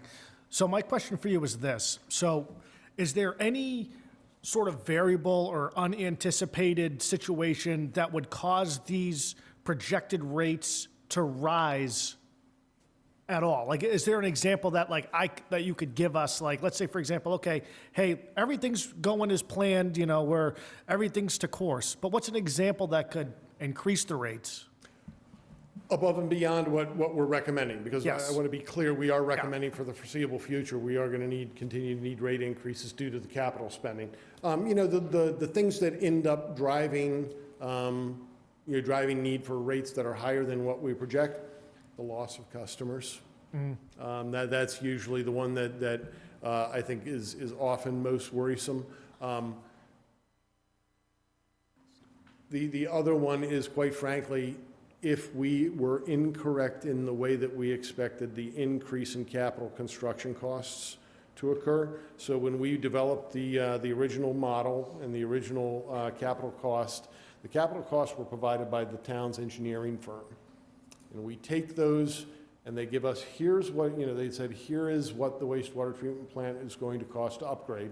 Here are the years that different things are being done and what they would cost if we were to do them right now. This would be a $20 million project if we built it right now in 2025 when they gave us those numbers, but we know it's not being built until 2031. So we escalate that number based on sort of what we expect for the cost of how we expect costs to go up for construction over the coming ensuing 5-year period. And then we carry within the actual financial model, we carry the escalated number put out for financing. So if we're wrong about the escalation, we had a very, very rapid run up in capital construction costs in the 20 to 22, 23 range. If that were to occur again, where we saw, capital construction going up in the double-digit range, we carried 5%. I think that's rational and reasonable because I don't think we're going to see a repeat of what happened in the period right after COVID hit, but I could be wrong. Longer-term trends, just so you have an idea of spectrum, we just talked about sort of the worst-case scenario that we saw at the beginning of the decade. Longer-term trends in capital construction costs are in the 3.5% to 4.5% range annually, and we carry a little bit above that. Thank you. I got one more question. So I got one more question for you. So where are we in comparison to like other towns in this region in size of similar to us, population size, density size? So our rates are increasing, based on what you just briefed us. Are our rates the same as others surrounding us that are similar to us, or are we outpacing them? Okay, I don't have those figures at my fingertips. I believe we did a benchmarking as part of the original rate study report. Mm-hmm. If not, that's not a difficult task to do. That said, I would want to highlight that because of the specifics of community to community, you can have very different rates. For example, if you have one community that has a PFAS treatment plant that's been in operation for 2 years and is carrying all the debt service in their rates, and you have community B that knows they got to get to it, but they haven't built anything yet, so they don't have the debt service into their overall cost structure. You can have two functionally equivalent utilities that have very, very different rates, even if in the long term their rates are going to be somewhat similar.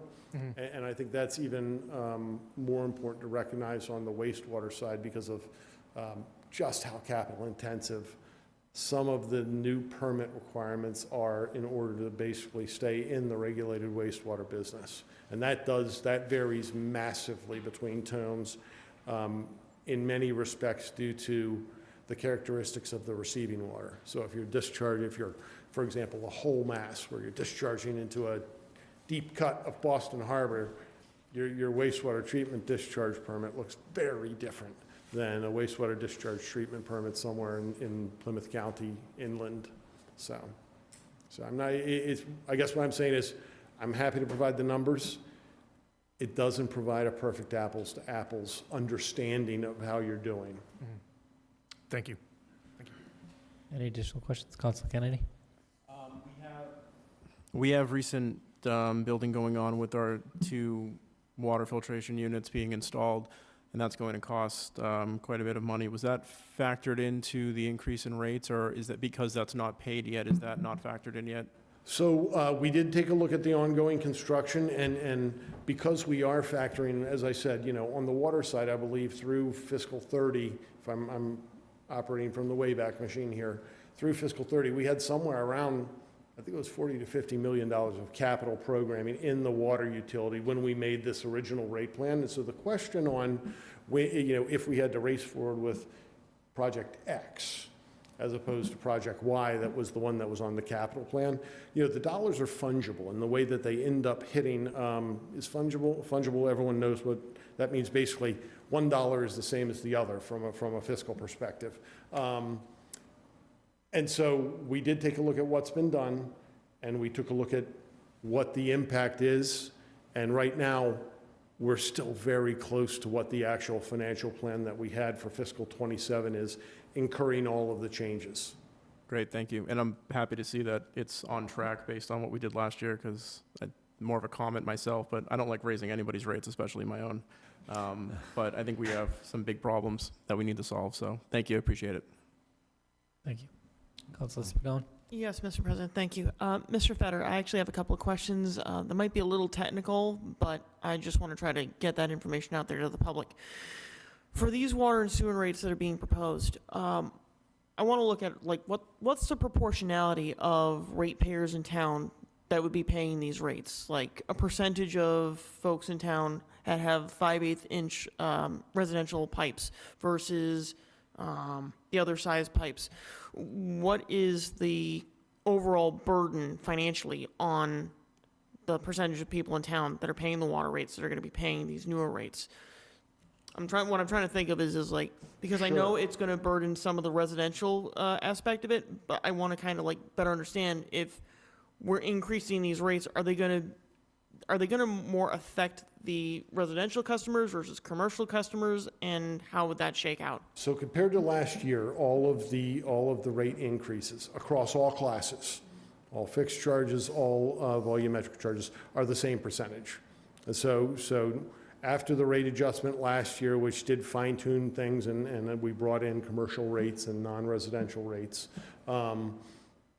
with those all remaining unchanged, indeed, or the basic answer is everyone's going to be similarly impacted. Every single account. Your fixed charges are based upon the AWWA meter size factors for, if you have a 3-inch meter, quite frankly, that meter and that connection is intended to serve maybe a large condo unit, but the impact on a per unit basis is pretty much the same as a single family resident who has a 5/8 inch meter. And then, I'm sorry. So then proportionally, the burden on the ratepayers is across the board equal and equitable. It's not one pipe size is going to be paying a significant more amount with that same rate versus, say, somebody in a smaller house. All of the various tiered rates are going up the same percentage. So, for example, if you have the Tier 3 rate is, by definition, higher than the Tier 1 rate. So the Tier 1 rate goes up 10%, the Tier 3 rate goes up 10%. But, for example, let me just throw out numbers. If the Tier 1 rate is 10, it goes up to 11. If the Tier 3 rate is 15, it goes up to 16.5. And so you could say, I mean, the challenge for me answering your question is, number one, I can cut and slice the data in any way you would like it. If there's a specific question you're looking to ask, but I could easily see in conversation one person saying, well, the Tier 1 person has less of a jump because their rate only went up by $1, whereas the Tier 3 rate went up by $1.50. That's my reluctance to just provide anything other than everything's going up. Every rate, every fixed charge, all of the rate classes are going up by 10% from what they were in fiscal '26. And I would call that an even across the rate increase. That I can see a rational person saying, well, that's not, I think you're wrong about that, Mr. Fetter. And, but I want to be precise in my language because I worry you might have a very specific situation that you're concerned about, and I want to understand it so I can answer you correctly. I think my concern, and Mr. President, I think my concern is that for our residents that may be more on a limited income basis, this base amount on the water sewer rates are going to be very impactful for them. Mm-hmm. And I will say, full disclosure, I have parents who are very old who are on a very limited fixed income, and this will heavily affect them, even with their limited amount of water usage. Now, I can't say how that's going to affect a household with, 2 young parents and maybe 3 kids. It's going to be much higher usage, but I can tell you right now, the impact on a resident who's much more advanced in years and has less income coming in is going to be more heavily impacted. My concern is the proportionality of that cost being borne by those members of our community who are a larger population versus those that may be of a younger age range and may be able to deflect that cost. I'm concerned about the residents who might not be able to do so. I understand now what I need to be able to talk about to address that concern. So you're concerned about, well, the fixed charges are going up 10%, but their usage isn't going up 10% or something along those lines. The only way I can put it is I certainly have empathy for the fact that different customers have different abilities or different perceptions of the increase. What I do know is similar to, for example, the electric meter on the side of the home, and similar to any other utility, the utility incurs very significant costs in the operation and maintenance of its utility, whether or not the customer turns on the light switch or turns on the tap or flushes the toilet. The cost of the pipe and making sure the pipe is there 24/7 to provide perfectly safe drinkable water is not zero just because you didn't flush the toilet today. And really, so this was part of the rationale for adjusting the portion of costs that we collected through fixed charge. When the water department starts their budget on July 1 of every year, they probably can modify about 5 to 6% of their budget by the time they get to the end of the year, meaning 90 to 95% of their budget is probably in things like debt service, salaries, electricity, materials, all of the things that are absolutely critical to making sure the utility, or statutorily required for an operating utility, to make sure the utility is there. They have very little flexibility in the vast majority of their overall expenses. And so variability in expenses is very high in the water and sewer utility, whereas variability and so by raising the fixed charge, I know it does, to some people's way of thinking, disproportionately impact very, very small users. But the fact of the matter is, if you don't have a fixed charge that's collecting at least a notable percentage of your overall cost structure, those same customers are oftentimes can be considered to be under contributing to the financial health of the utility. It's most notable, and I'm not suggesting this is the case for anyone in Bridgewater, it's most notable in communities where you have large seasonal populations, where people, head south for 6 months of the year, and if you were, for example, in a rate structure that was generated very little off of a fixed charge and everything off of the volumetric charge, under the argument, well, if you don't use anything, you shouldn't pay anything, you're basically leaving the subset of the population who stays year-round to pay a huge chunk of the fixed costs that have made the system available for the people who aren't there the full time. And so that's the rationale behind a fixed charge, and the reason why, a big part of the reason why we reset it was to make sure that the huge chunk of fixed expenses for the utilities is actually a portion of it, a notable portion is being raised by fixed charges. And it stabilized revenue structure, which is important when you're going into big capital programs. And one last follow-up, Mr. Fetter. Sure. Is there opportunity for malleability in these rates? Can we select if, say, for instance, I'm not throwing it out there, but say, for instance, somebody wanted to reduce the 5/8" residential rate from 57 to, say, 42, we deflect that onto another rate? So the one thing I would say is, if you're going to be changing something, I wouldn't change the 5/8" meters, the vast majority of your meters. And anything you do to that charge is going to fundamentally change the revenue generation of the fixed charge. If you really wanted to consider something, I mean, we could, obviously, whatever you decide will help the town manage. But the fact of the matter is, we went through the whole rate study trying to get to something that was considered fair and equitable to all customers, not just some subclass of customers. And then we made the recommendation in order to be able to make the utility financially solvent in the long run. And so anything you really changes the revenue picture of the overall financial plan, but it doesn't change the underlying expense portion. So, thank you, Mr. Fetter. No more questions, Mr. President. Yes, I have a question with regard to the college, which is the largest user of water in our town. Is it possible to have a level that the college is expected to use in terms of producing revenue for the town, but if they exceed that, they pay more revenue to the town. So what I would say, actually, I'm not sure I understand the thrust of the question. Well, basically that, in terms of the numbers, the average person uses X amount of water. The college has Y number of students who live on campus and presumably are taking their showers, et cetera. Okay? If they were to exceed the number, the amount of water per person that would be reasonably expected, such that students are very extravagant with the water, what do we do about that? And can we charge a higher rate for extravagant use? So what you're referring to is actually collectively known under the American Water Works Association as the water budget rate. These are common out west. They're not very common in the east. But it basically allocates a certain amount of water per day per user at each connection.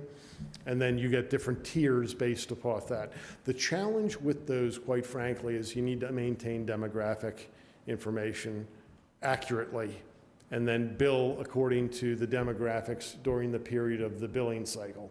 So it is a challenge. What I would say is many of the, I believe, we never broke it down exactly by Bridgewater State accounts. We never looked at them specifically, but my suspicion, knowing the way that dorms and many other larger buildings are plumbed, is number one, they probably have larger meters, and number two, they probably have a lot of people living there, which pushes a lot of their water usage and sewer usage into the upper tiers, which by definition increases their rate.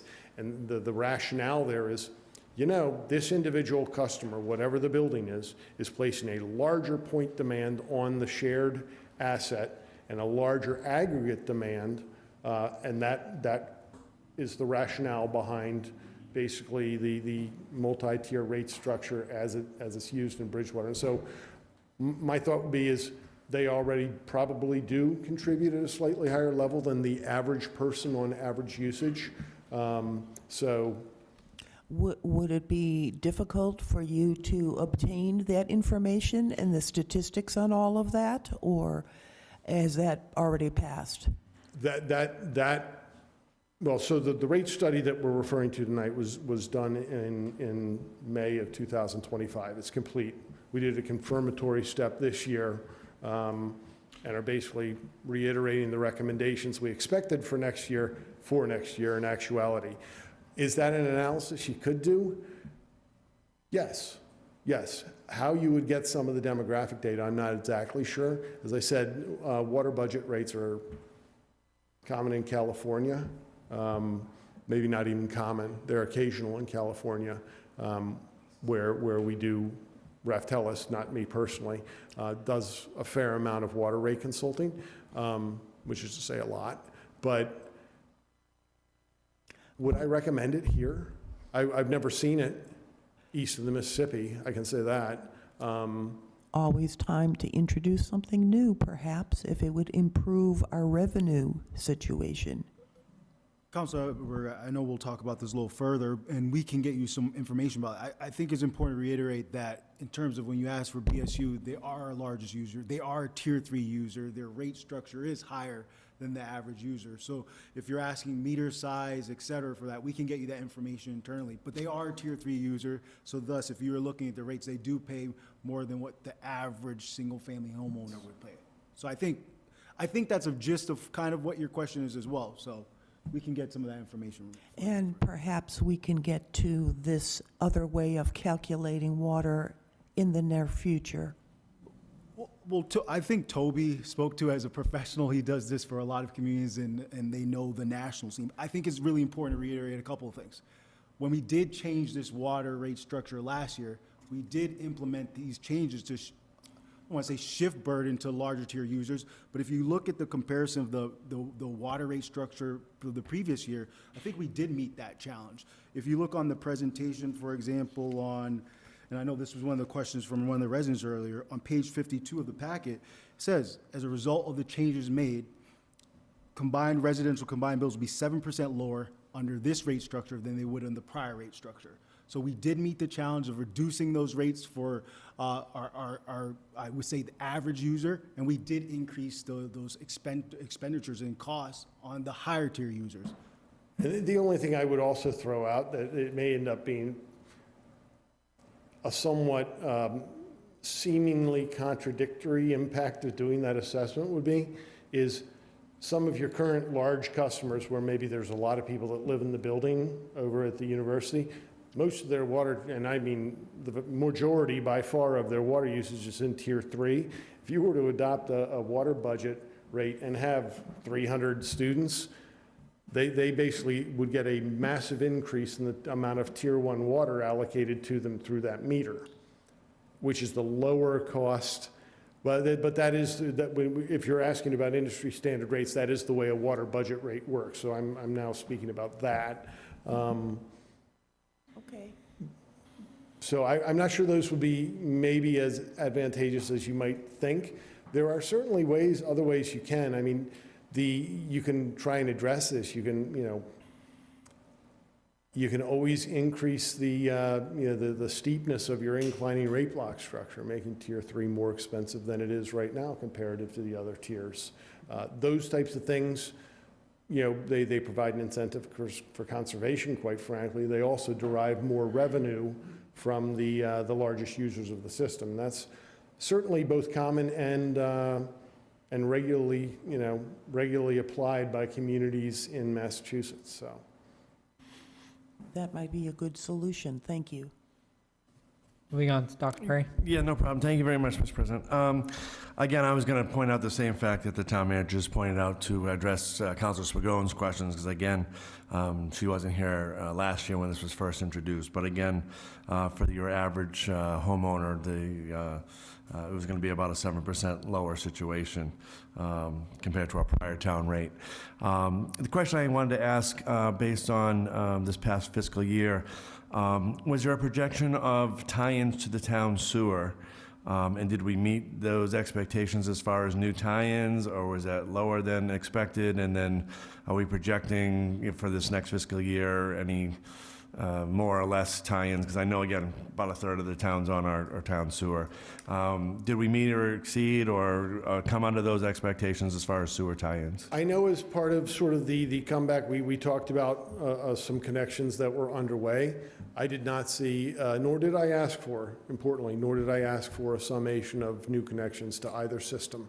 Okay. When we came in and did our check-in, we were looking specifically at the revenue picture in comparison to our projections for revenue, and in addition, in comparison, meaning when we helped look at the budget for the next fiscal cycle that's now been approved, we took a look at that as well to make sure that the the expense budget projections in the model continued to look like valid projections as well. Because obviously those two are the shifting things.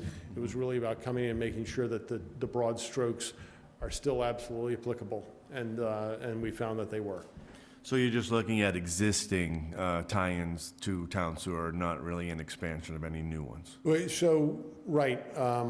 I guess when you say new tie-ins, do you mean ones that had already occurred or ones that are in process and will? Well, that's what I'm saying. I don't know if there was a projection of any new tie-ins, because again, as I mentioned, someone maybe on, Title V might switch to a town sewage connection along those lines. So as I indicated, we are in the process of taking a look at connection fees right now.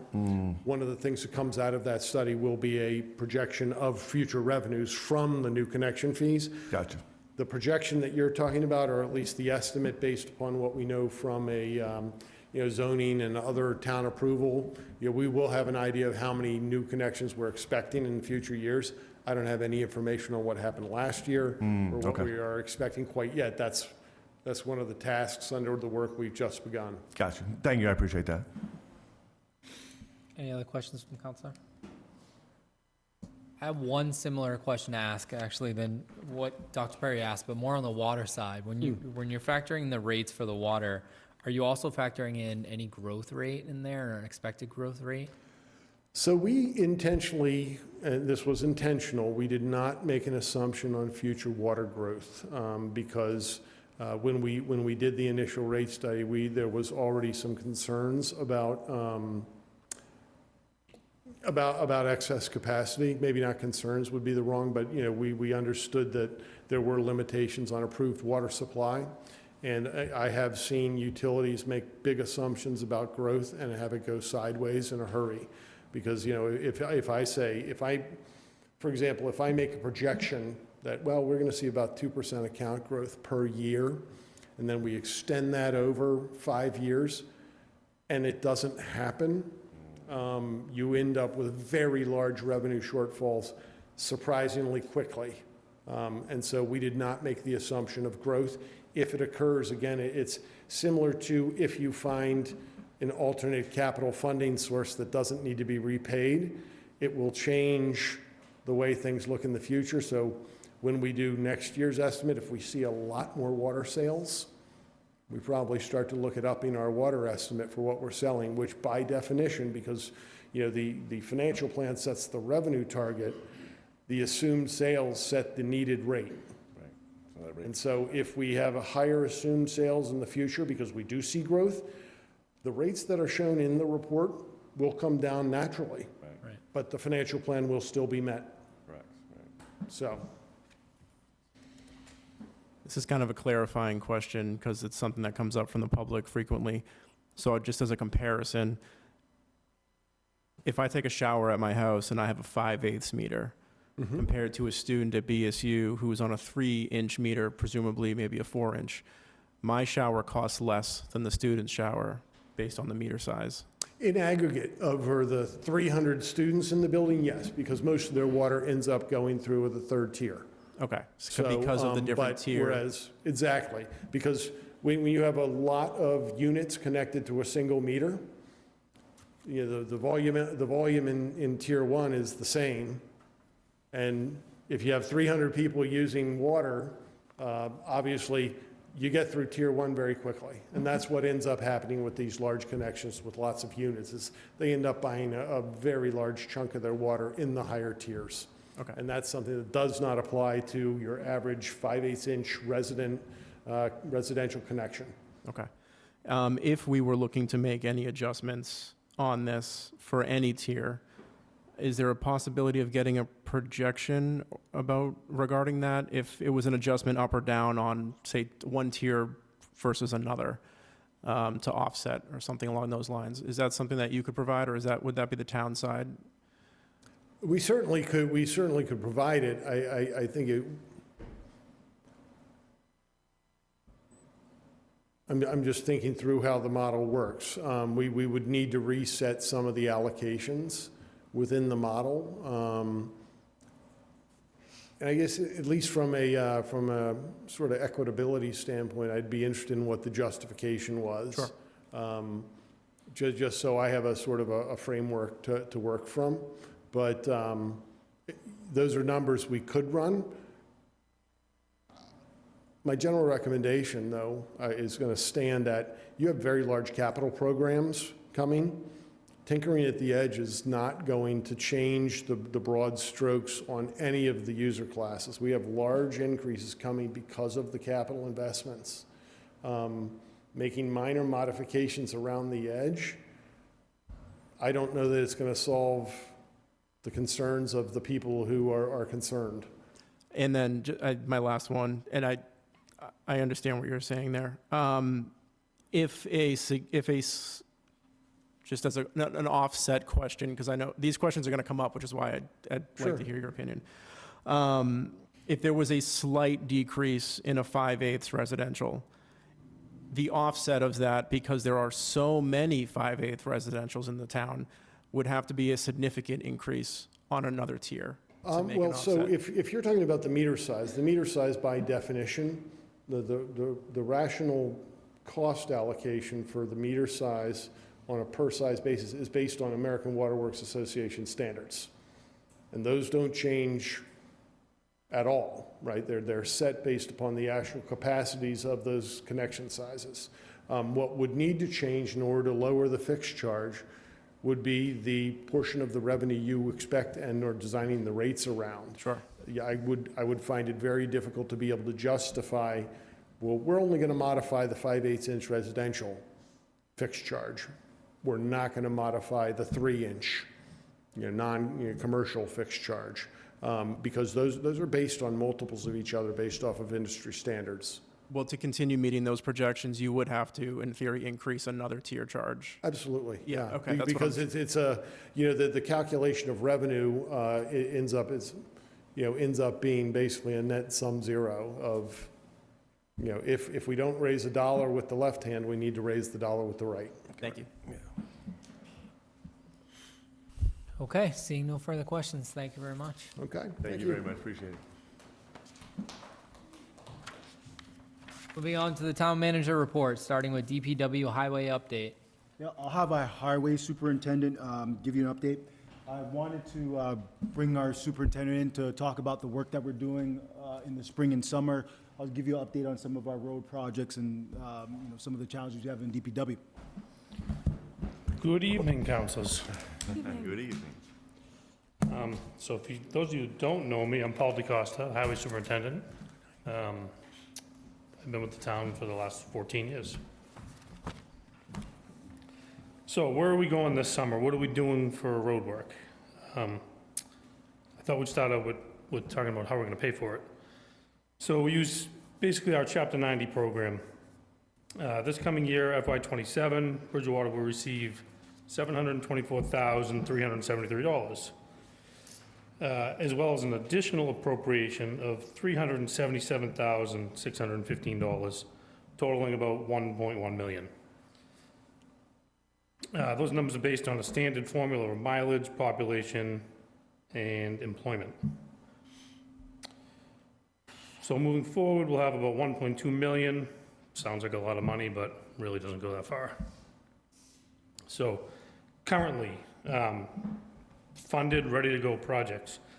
We have a small section of sidewalk in front of Walgreens. That was, I think you noticed we took a few trees down in front of Walgreens. The sidewalk's really damaged and heaving and trip hazards, so we're gonna be replacing that this summer. Second is Flag Street. Over the past 2 years, we've done some extensive work on Flag Street. It's had drainage replacement, binder course paving is down, and now anything that was gonna settle should be settled, and it's ready for top course paving. Just that top course alone is in the $300,000 range, and that should take place in the next few weeks. What else? Thirdly is Winter Street. I know it's been a topic for a long time. Winter Street on the east side of Route 18 from Dunkin' Donuts to Conan Street. This job will consist of a roadway realignment, some drainage installation, removing all the old asphalt, regrading and paving, and making that roadway brand new. That job has been out to bid, has been awarded, and it is scheduled for construction to start in early June. And that job came in at about 1.1 million. So some other recent projects that we've done, just to give you an idea of where the money's been going. Right out front here, we did sidewalks last year, from basically the library or the common to just after Pleasant Street. We spent about $350,000 there. We also paved South Street from the common to Crescent Street. We spent about another $315,000 for that. So as we can see, it's expensive, right? Doesn't go far. To mill and pave a road, which is, most of you probably know, but milling is the process when they kind of scarify the road, grind it up, not all the way down. We'll do 1.5 inches, 2 inches, get the rough surface off, and then come back and repave that. And that's $20 to $25 a square yard, inclusive of police details and line striping and everything that goes with it. Whereas another method would be reclamation, where we grind the whole road down to the dirt, and we regrade, we get the water going where it needs to go, and that comes in much higher, more like $35, $6, $7 a square yard. I also want to talk about another source of revenue that we use is grant funding, that we try to use as much as we can. We were successful for, I believe, 3 years in a row, receiving the Shared Streets Grant. We partnered with BSU. We did several sidewalks around the campus, as well as some roadways. They were great to work with. They helped us. They actually kicked in some money to make the projects go further. Unfortunately, we did not receive the last round, so we won't be doing anything right now with that, but I just found out today we did receive the next round going forward, which is, that's supposed to be spent solely on Park Ave, a lot of pedestrian safety, some more sidewalks, some curbing, so that should be a great improvement there. Some other grant opportunities that Justin and I have been discussing is we're hoping to do some improvements on the downtown area. Nothing specific yet, but some pedestrian safety, some crosswalks, some rapid flashing beacons, try to make downtown safer, make it more sense. There's too many crosswalks, there's too much going on. So try to tighten that up as our goal. And lastly, we were selected through the Mass DOT Municipal Pavement Program for a substantial amount of work for FY28. We were selected, they're picking like state numbered town roads. So we were selected for Plymouth Street. I think it's 3.5 miles of roadway that they're gonna redo for us. So we're in the queue for FY28. We've already had a kickoff meeting, and as that progresses, we'll be happy to share that with you all. Other projects, other plans we have that are on the back burner. We have a lot swirling around up here, but so High Street is one. We've done a lot of work on High Street in the past few years, from Main Street down the hill with the dam removal, so a lot of drainage replacement. So the last segment is from the railroad bridge, just past the highway department, to Route 18, passing Oak Street. It's bad, it's real bad, but it also had bad drainage. So we did that drainage early this past winter, as well as the drainage on Oak Street. So we hope to get that in the queue with new money coming out this year. So that will probably be a fall project for this year. Late summer, fall. Other bigger projects, I lost my place here. We're concerned with Main Street, but that needs some water main work before we can get into the paving. Vernon Street, South Street, Cross Street are all major concerns. Cross Street is a little closer. It has been engineered, but it's just a lot of money. I mean, the job is projected to be like $5 million right now. And we don't have that kind of money. And we also try to look at some smaller roads every year, some small subdivision roads that might be ignored for a amount of time. Like Pheasant Lane was one that comes to mind, Riverview Drive, where we can get in there for less money, clean up that road and make some residents happy there. And finally, I guess I'd just like to talk about the highway department itself. And I know Justin touched on this a few weeks ago, but we have 6 employees on the crew on the road every day. Additionally, we have 2 mechanics in the garage. Sometimes they do come out on the road and help. And we have 2 part-timers. That's it. We have 115 miles of roadway to maintain, a lot of town buildings, 8 or 9 cemeteries, vacations. So there's not a lot out there every day, but we do our best. We try and try to help out other departments, committees, and I guess that's it. Take some questions. Thank you so much. I don't think you'll have any questions from the counselors, but I'll open it up and ask. Start with Councilor Ellenberg. Anything for you? I don't have a question at this moment. Okay. Councilor Spicone. Yep, thank you, Mr. President. Gotta be one, come on. Mr. DeCosta, a couple of questions. One, the pavement management plan, I remember that plan having been drafted up many, many years ago. I think your predecessor, Mr. Ledoux, was around when that was worked on. Has that been updated, or is that going to be updated anytime soon? Yeah, so we use a program called Street Logics. I think they've changed to City Logics. They're always changing the name. So we had them come in maybe 8 years ago, and they did an assessment of the whole town. They literally scan every road and every sidewalk.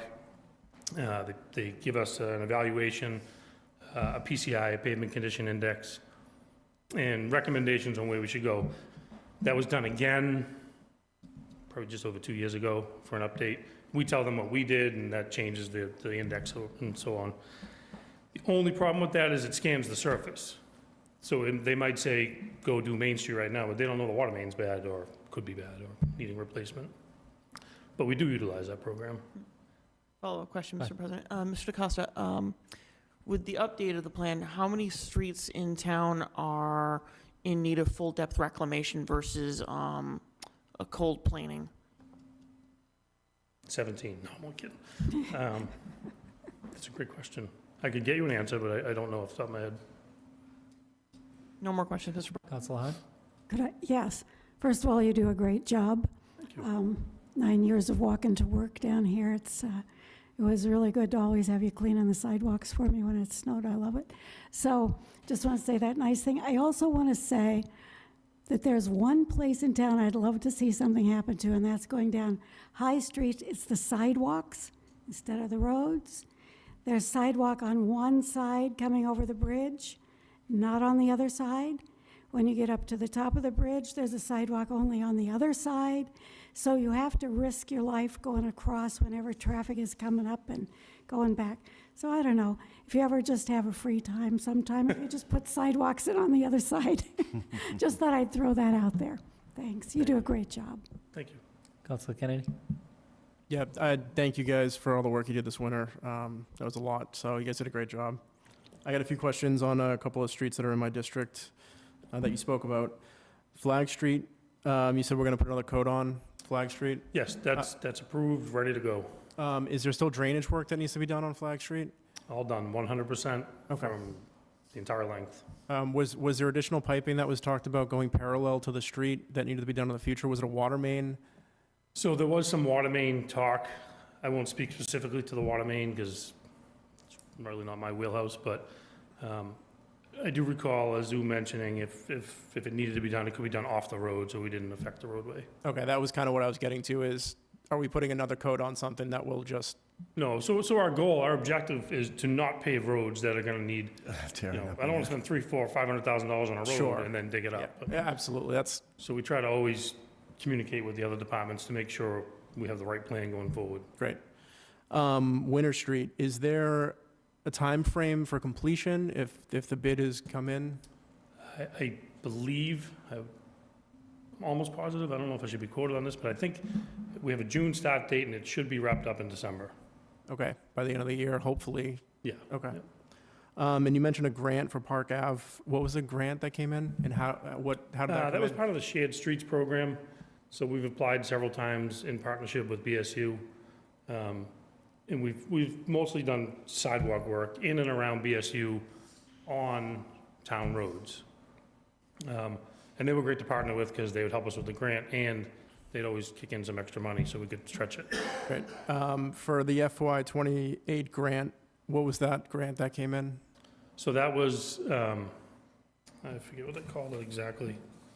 That's called the Mass DOT Municipal Pavement Program. It wasn't something we specifically applied for, but they go, like you maybe if you drive through Raynham, you'll see that sections of 104 were done, and that was through the program last year. And this year they've identified, I think there's 13 or 15 towns with state numbered routes going through town that they want to apply the work to. And then a suggestion, if you have the time. Always. The sidewalks over by Carver Pond are very difficult to push Yeah. strollers on. There's tree roots growing up. You have to walk on people's lawns to get to where you're going if you have a stroller and things like that. So if that could be added to a list of something to maybe go take a look at through the town manager, maybe. Yeah, just, I think it's important to tell the council and the community that the town did a complete streets prioritization plan where it did look at sidewalks and look at roadways and look at a variety of things.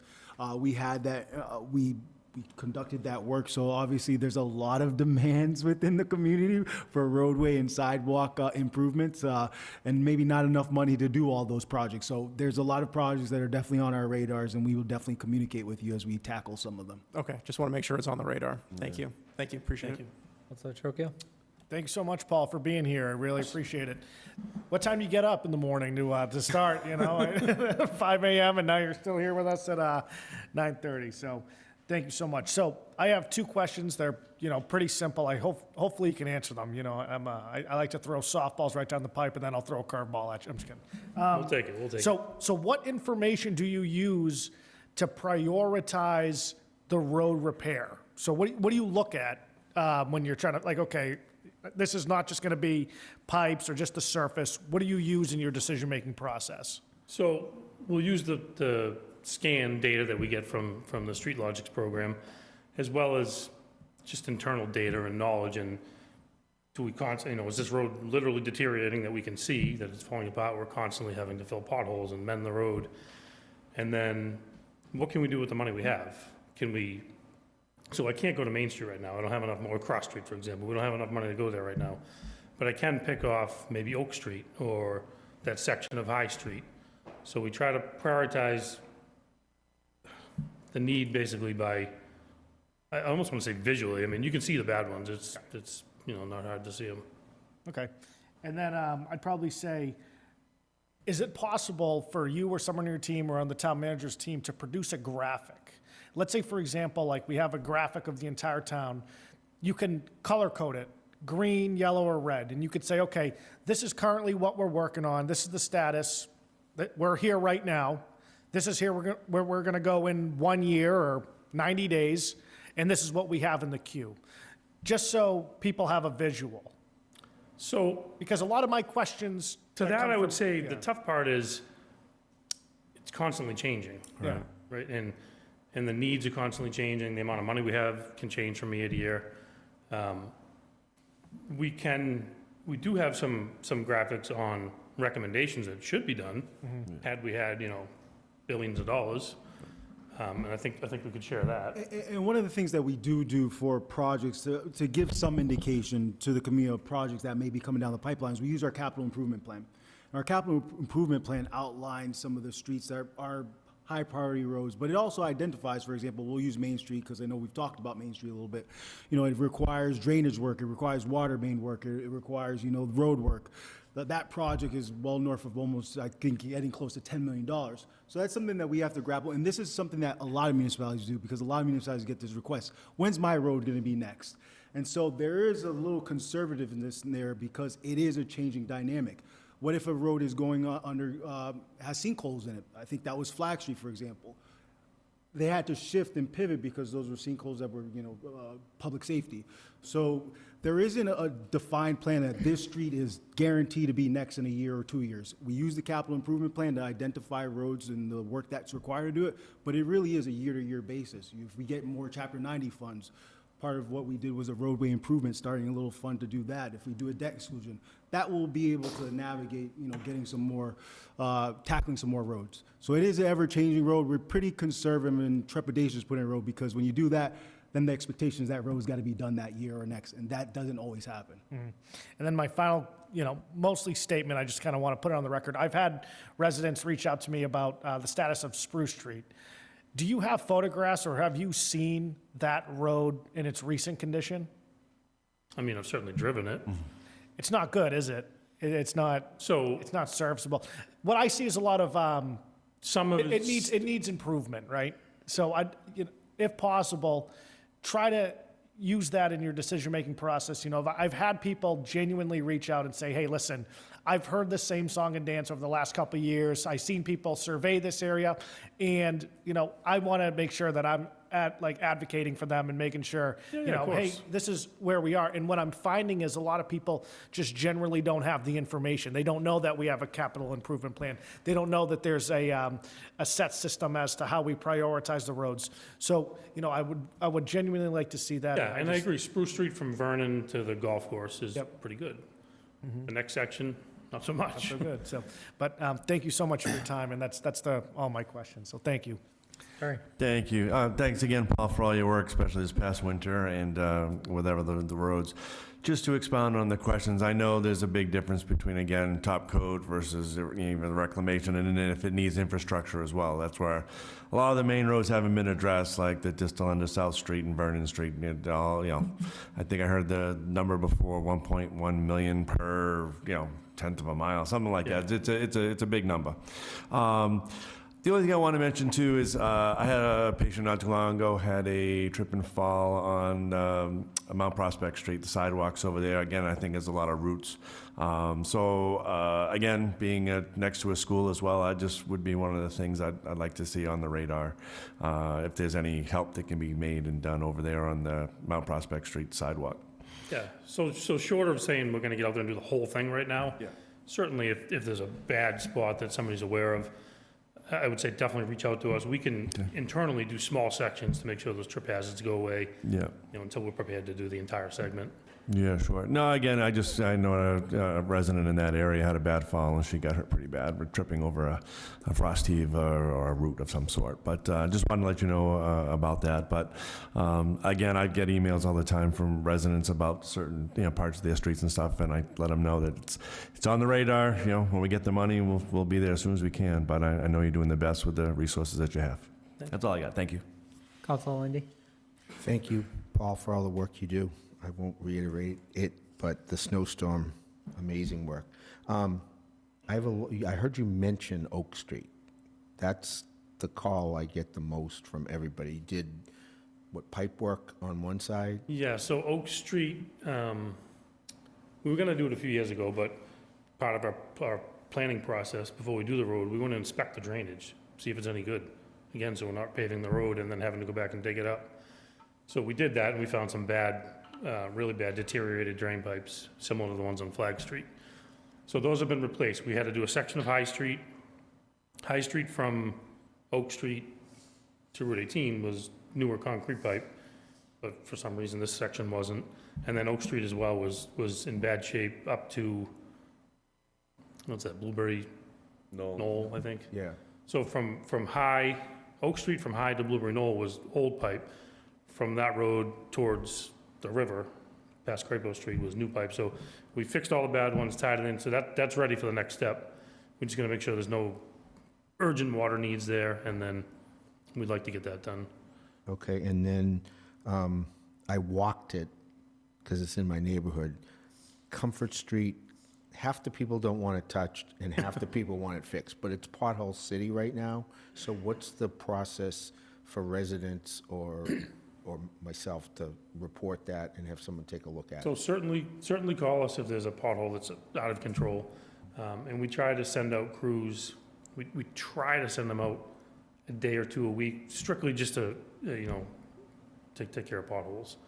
But with the limited staffing and with the other projects we have to get done, and catch basins falling in and mowing and sweeping, and we can't always get to it.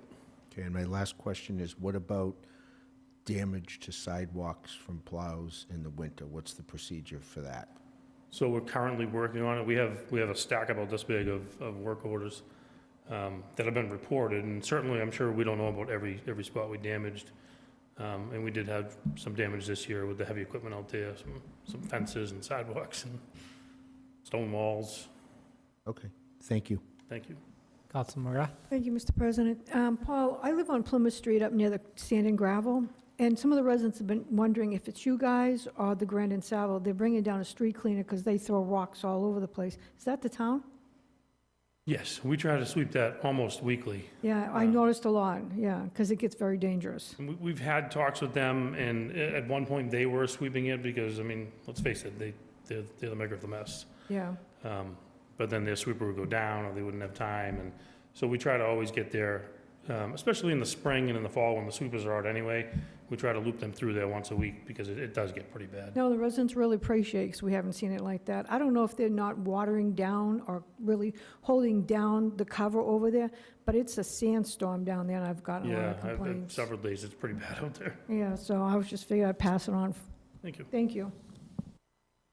Nothing additional from me other than a thank you for the work that you do, as other councilors have mentioned. I think you all are very responsive, and I've heard great things, and folks that have interacted with your office have had nothing but good things to say as well, too. So thank you for that. Appreciate it. Thank you.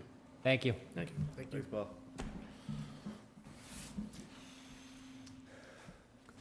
The next item is residential survey. This was added in discussion with the council president. Just brief bit of information. As the majority of the council knows, we had a residential survey that had been prepared for December, but the council didn't think it was the right time to proceed with that residential survey. We solicited feedback from councilors. We implemented that in this residential survey, so I want to let you guys know we're prepared to move forward with that. I know we have 2 new members. I can have Deb, obviously being compliant with open meeting law, send that out, but for further feedback, but obviously want to put it as a discussion item if you wanted to move forward with it. Leave it up to you, Paul. You had asked for me to add it on. Yeah, I would ask that we just send it out to the council as a whole again, to refresh the councilors that have seen it before, and then give a quick opportunity to new folks to maybe weigh in a little bit on that.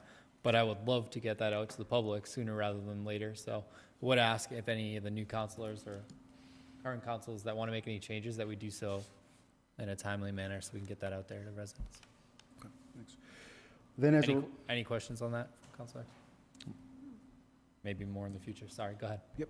Next item is open space and recreation plan. I just want to remind the public that the draft of the Bridgewater Open Space and Recreation Plan is on the website.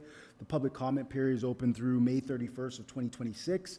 I know there are questions about if you couldn't attend a meeting, if you could still provide, comments, you can. And as well, the videos of the forums that were held are on the website as well for those who couldn't attend. But obviously, anyone who has any comments or questions, they can reach out to Shane O'Brien, who's the town planner, and his information is on our website as well. Good.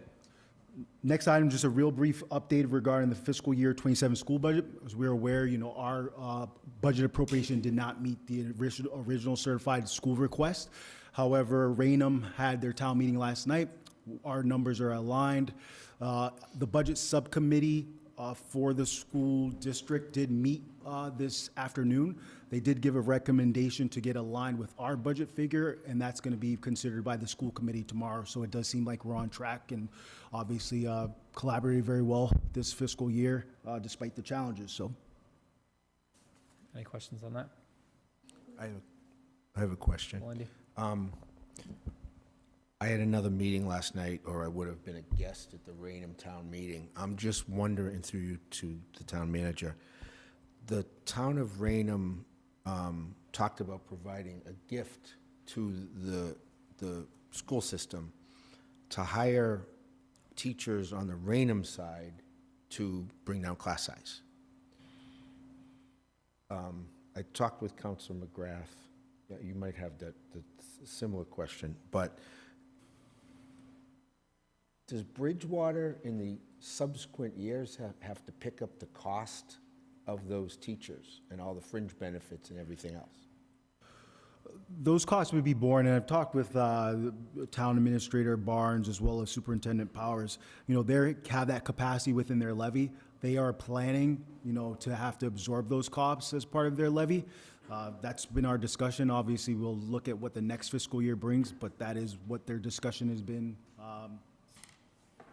to date, I guess. So I'm not sure I understand going forward in subsequent years. I mean, they're picking it up. They would have to absorb it within their tax levy.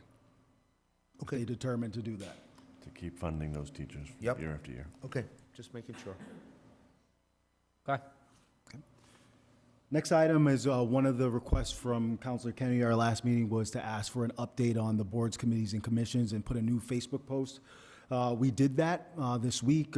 We regularly update boards, committees, and commissions pretty almost on a weekly basis. I know one of the other requests or questions regarding boards, committees, and commissions are what understanding the time commitments and when committees meet. I would encourage residents to reach out to Josh McGraw in our office.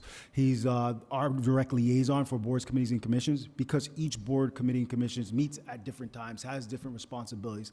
And it also changes based on the membership group. I'll give you an example, the Finance Committee. They're possibly looking at different times to meet now because the constituency of that group changed. So part of our process in submitting people for consideration for boards, committees, and commissions is they meet with Josh. They can get an understanding of what the committee does, when they generally meet. We also encourage them to, reach out to those committees that they may be interested in. So I do encourage them to meet with Josh, but we did put that update out this week as well.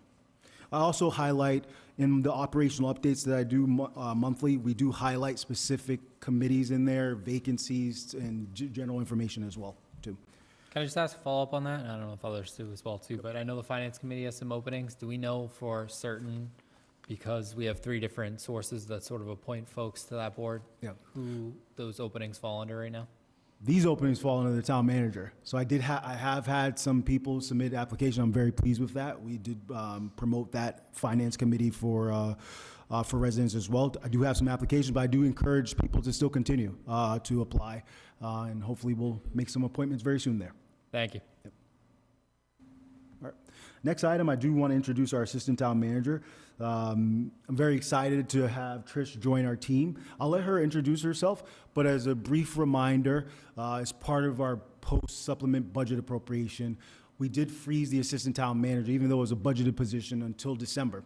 And after December, I did provide an update to the council at a council meeting, as well as in our operational updates. I did say my intention was to hire an assistant town manager. We absolutely need one organizationally.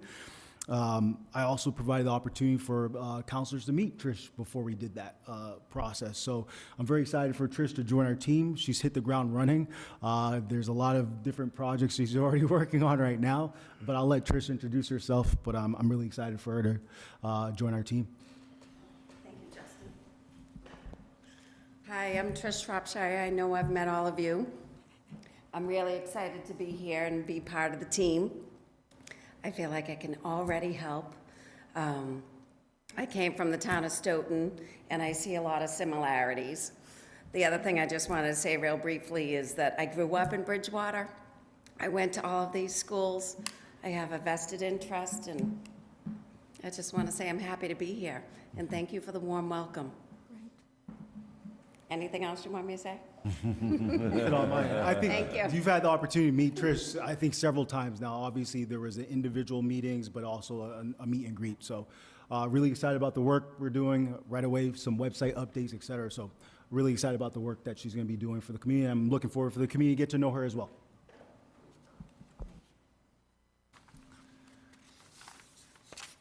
MJ? Question, Mr. President. I kind of noticed on the agenda for the town manager's report, it had a DPW highway update. Do we have anything this week for water? We did not put anything on there for water this week because we do have the resolution, so we're going to discuss it sort of widely at that point. Okay, thank you, Mr. President. Just I wanted to, thank you for following up on the boards, committees, and commissions, and we'll talk in the future about those. I'm hoping to get some numbers and stuff so that some of the council members can also start reaching out to the community, but thank you for taking that time to put it out, at least publicly, from your side. Councilman McGrath? Thank you, Mr. President. I have 2 questions. One's for the town attorney. Mr. Rollins, I've been looking at our zoning, and the special permits granting authority, the Board of Appeals is the planning board and the town council. Is that something under our purview that we can grant special permits to developers and? Under what section? It's under planning board. It's 10.5 special point permits, and then I have the thing printed out. Would you like? What type of special permit? There's obviously Well, the a special variety. permits continue on. It talks about all different kinds of permits that you can give. It has. I don't know how this falls under the town manager report, but I'm happy to discuss No, that it's with you. questions for the town manager. So I'm asking you at the same time? I mean, you? I'm not the town manager. I know, but we can ask either one. So, Mary, what I suggest, send it over to us and we can take a look at it, because it probably is not best to discuss it in the meeting without him having context of it. But we absolutely can take a look at it if you send it to us. Okay, because there's another part that we're supposed to, and this will be the other one, 10.6.3, it says that applications for site plans approval shall be submitted to 10 copies of the site plan for the board to review. So they're supposed to send it to the fire department, building inspector, and the town council is also on that. And the problem that I have with that, they want us to, because I've never gotten one since 2024, they want our advisory review and our comments, and failure to get back to them means that I deem the lack of opposing them. So it just confuses me how the town councils are in those two things, especially where I've never gotten one of those. All right, I'll send it over. Anything else for future agenda items? We can always send it to the, yeah. I don't know where this goes, under the town manager. It's about the town manager. The previous board, the previous council, did an evaluation of the town manager, and I was curious to know when those might be reported out publicly.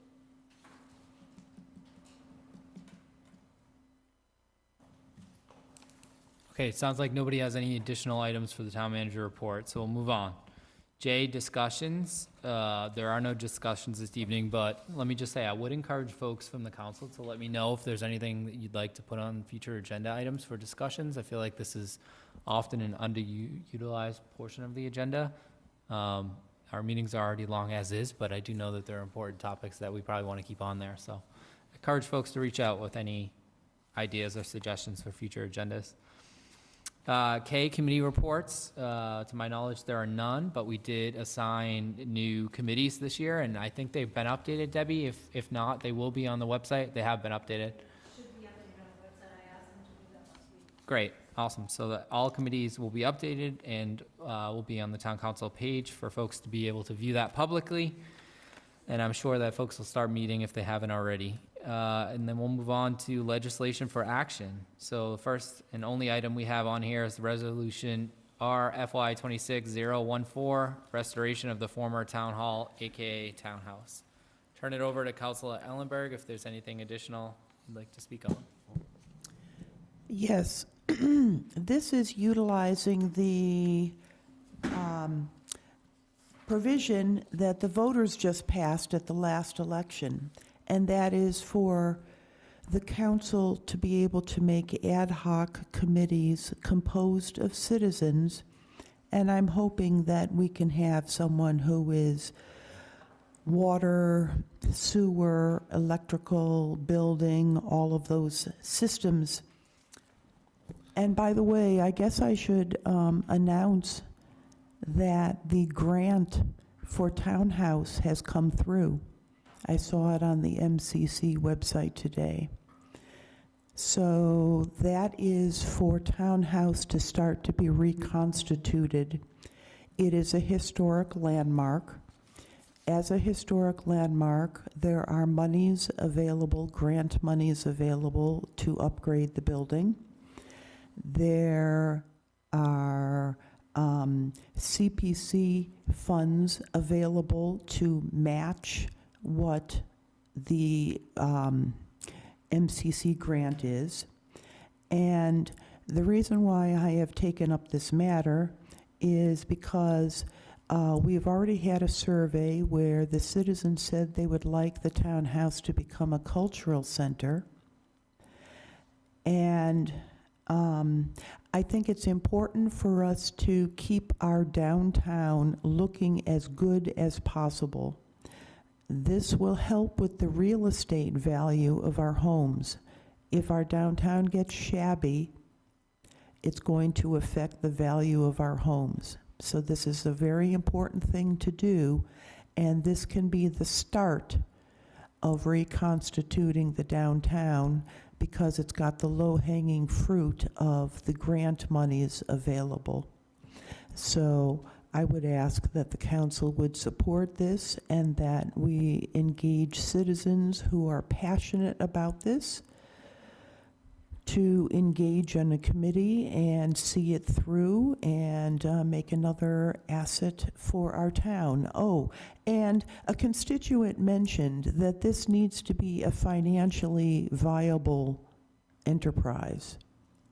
A constituent mentioned the idea of renting out the first floor, let's say 10 by 10 areas, 12 by 12, charging rent.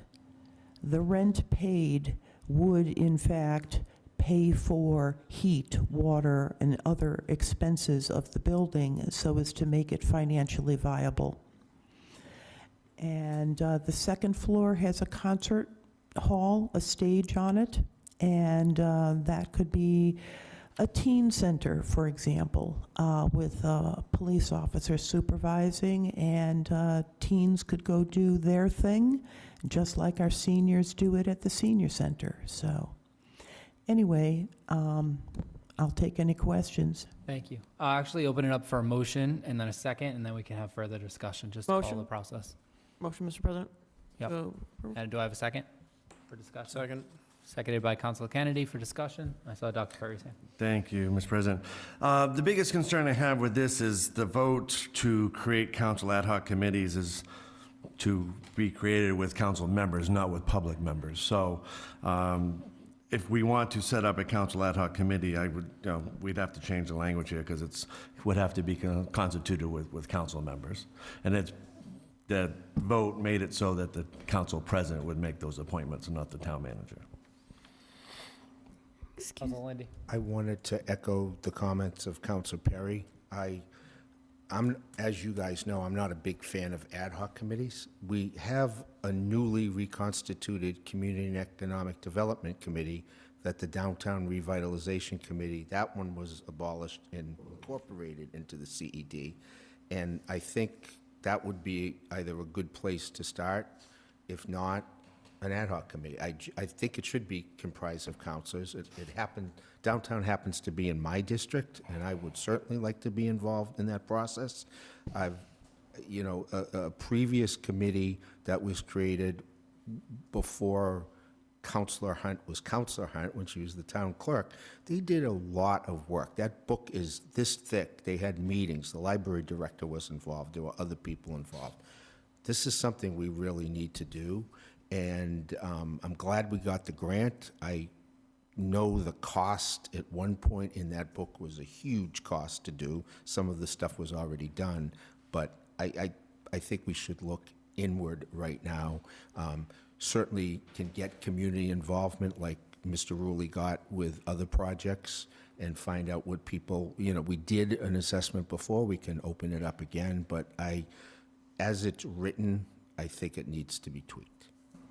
The only thing I'll say about that is I think we're discussing the resolution itself. There will have to probably be a further order on establishing the committee, which I'm sure will be up for debate too, but it's good Yeah. feedback for Councilor Ellenberg if you put together. Point of that order. information, Mr. President.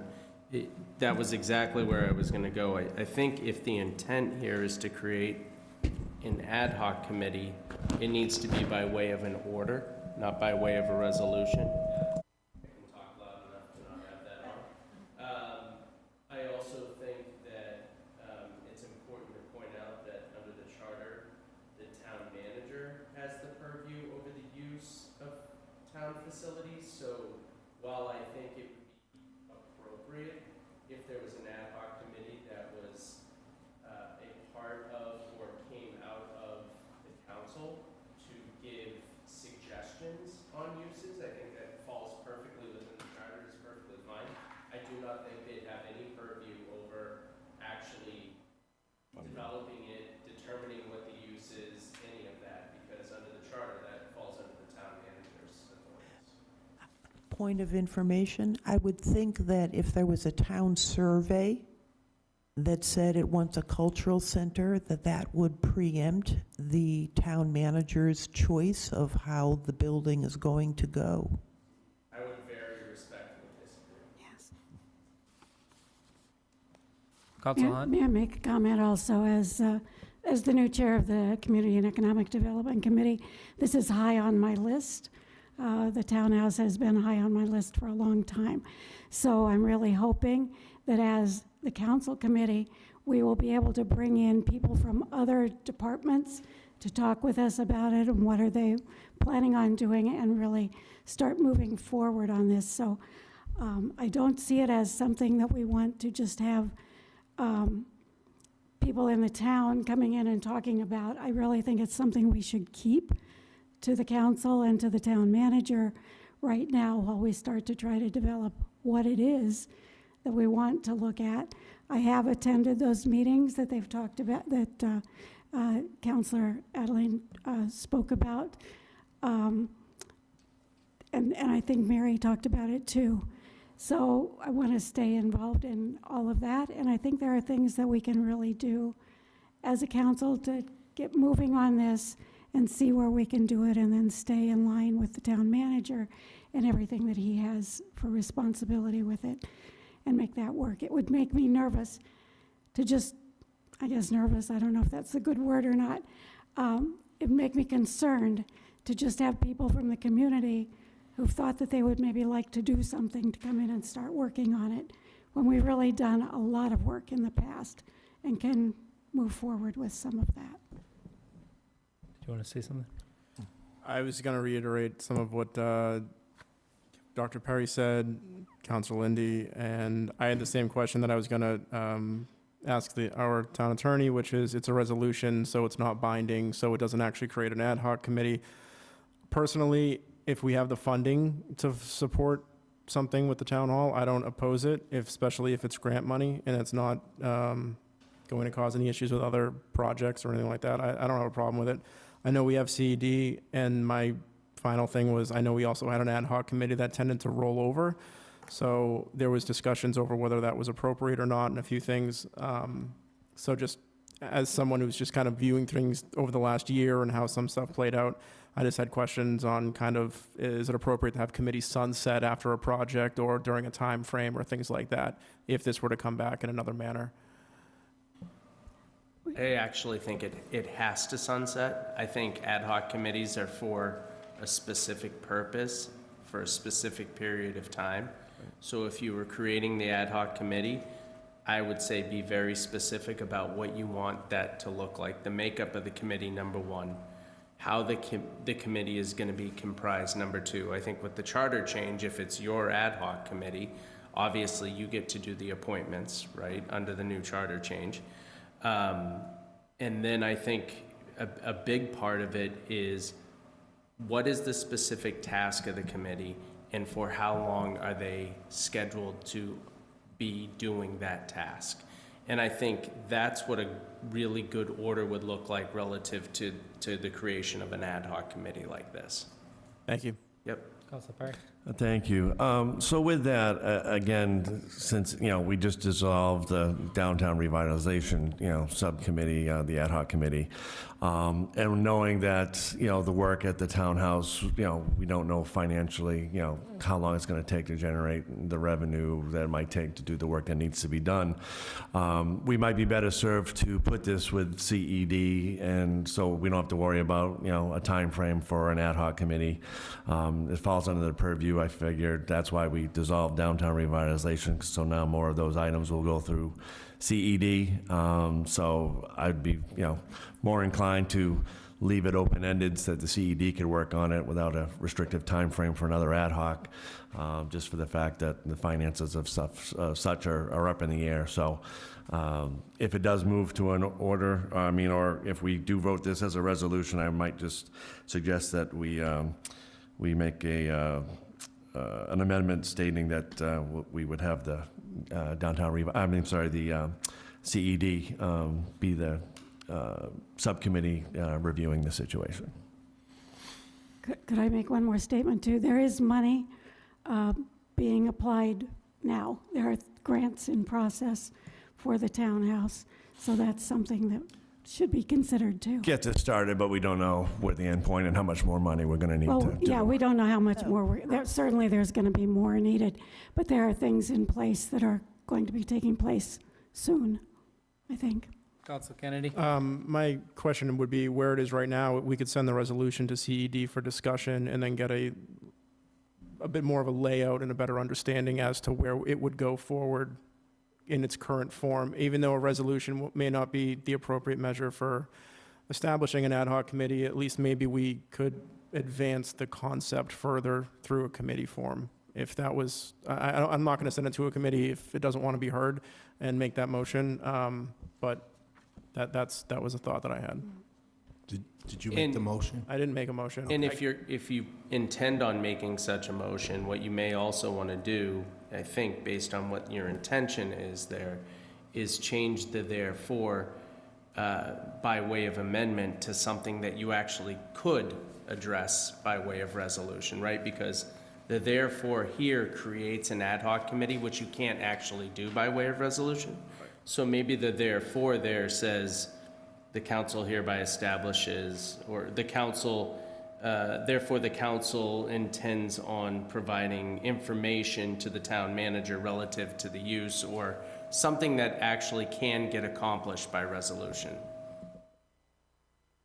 You can't create an ad hoc committee by resolution, and this says establishes an ad hoc committee. So just by its semantic language itself, you actually can't do this. So I think if you change that therefore in such a way to just something, whatever you come up with, something that you actually can do by way of resolution, some statement, some aspirational statement that the town council as a body would say, I think it's fine. You can send it to committee, you can discuss it, you can try to further that part of the ordinance or resolution. So as an order of operations, is it appropriate to change the therefore first before committee? Or would it be a recommendation out of committee and then? I would say, I think it's perfectly appropriate to change it, because it is just a resolution, it's a statement. So you can amend the statement can go to committee, the committee can review the statement. You see what I mean? Instead of reviewing, we're setting up an ad hoc committee.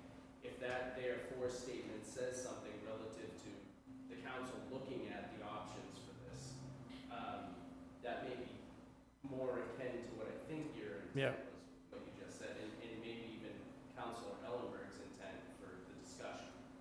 Through you, Mr. President, to Councilor Ellenberg, if any of that sounds amicable to you, this is your order. I don't want to be stepping all over it, so. That's fine. I would just like to get this to move forward, and as we know, we found out today that we have been awarded a grant for townhouse. So I will take that suggestion then, and let's move forward with it. Yeah, Dr. Sperry. The only suggestion I would make is I would send it back to Ms. Ellenberg to revamp maybe that first whereas statement, maybe referring to sending this to CED, again, as an aspirational resolution here, if she wants to keep it as a resolution, to start the process of working on, the townhouse. But again, outside of setting up an ad hoc, which would need to be in order. If he wants to keep it as a resolution, I might suggest you rewrite it to refer to CED and then bring it back to a future meeting. That would be my recommendation.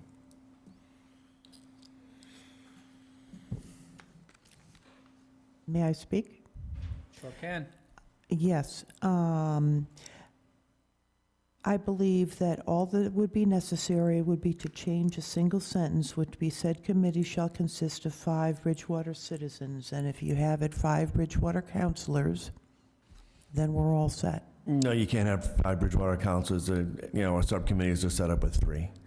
That would be a majority of the council. So it would have to go to, like I say, CED of 3 members to work on it. All right. Well, somebody needs to make a motion to amend or to send this to committee, but I think we just need to make a motion to move this along. Can we just move this along without amending it? Sure can, yeah. and we'll Okay, amend I it make at a later motion date. to, motion to move it to CED. Second. Okay, all those in favor? Aye. Any opposed? Okay. The resolution's been referred to CED 9-0. Thank you. Okay, moving on to new business, order FY 26-062, laying out and accepting a private way, Stonemore Place. I'll refer to Councilor Kennedy. There are 3 of these in the packet, but to focus on the one we have in front of us, this is a laying out and accepting private way. This comes through me as the District 3 councilor. It's in my district. The intent here is to refer this to the planning board for further review. And I'll take a motion to refer. Motion to refer? Second. Seconded. Any discussion? Councilor We McGrath? we're having a lot of cul-de-sacs in a lot of these places. I'm just wondering, is this town property or is this developers that own this property? Because, I mean, I don't even know how many have come through since I've been on. In the last development I looked up, there's 100 kids in it, so I'm just curious. I don't know if our town manager could answer that, but. I'll just make the Not comment, town this is a developer, it's a developer trying to transfer the town, No, I the was just town to take wondering- over the road. I'm just wondering, with all these develops coming forward, I was just wondering where they get the land from. Is it town land, or does developers have already bought this land years Well, it ago? originally probably starts as private land, they develop it, and So it's after a not certain town amount of property? time, they petition the town to take over as a town road. It's not town property. Not yet. Perry is correct.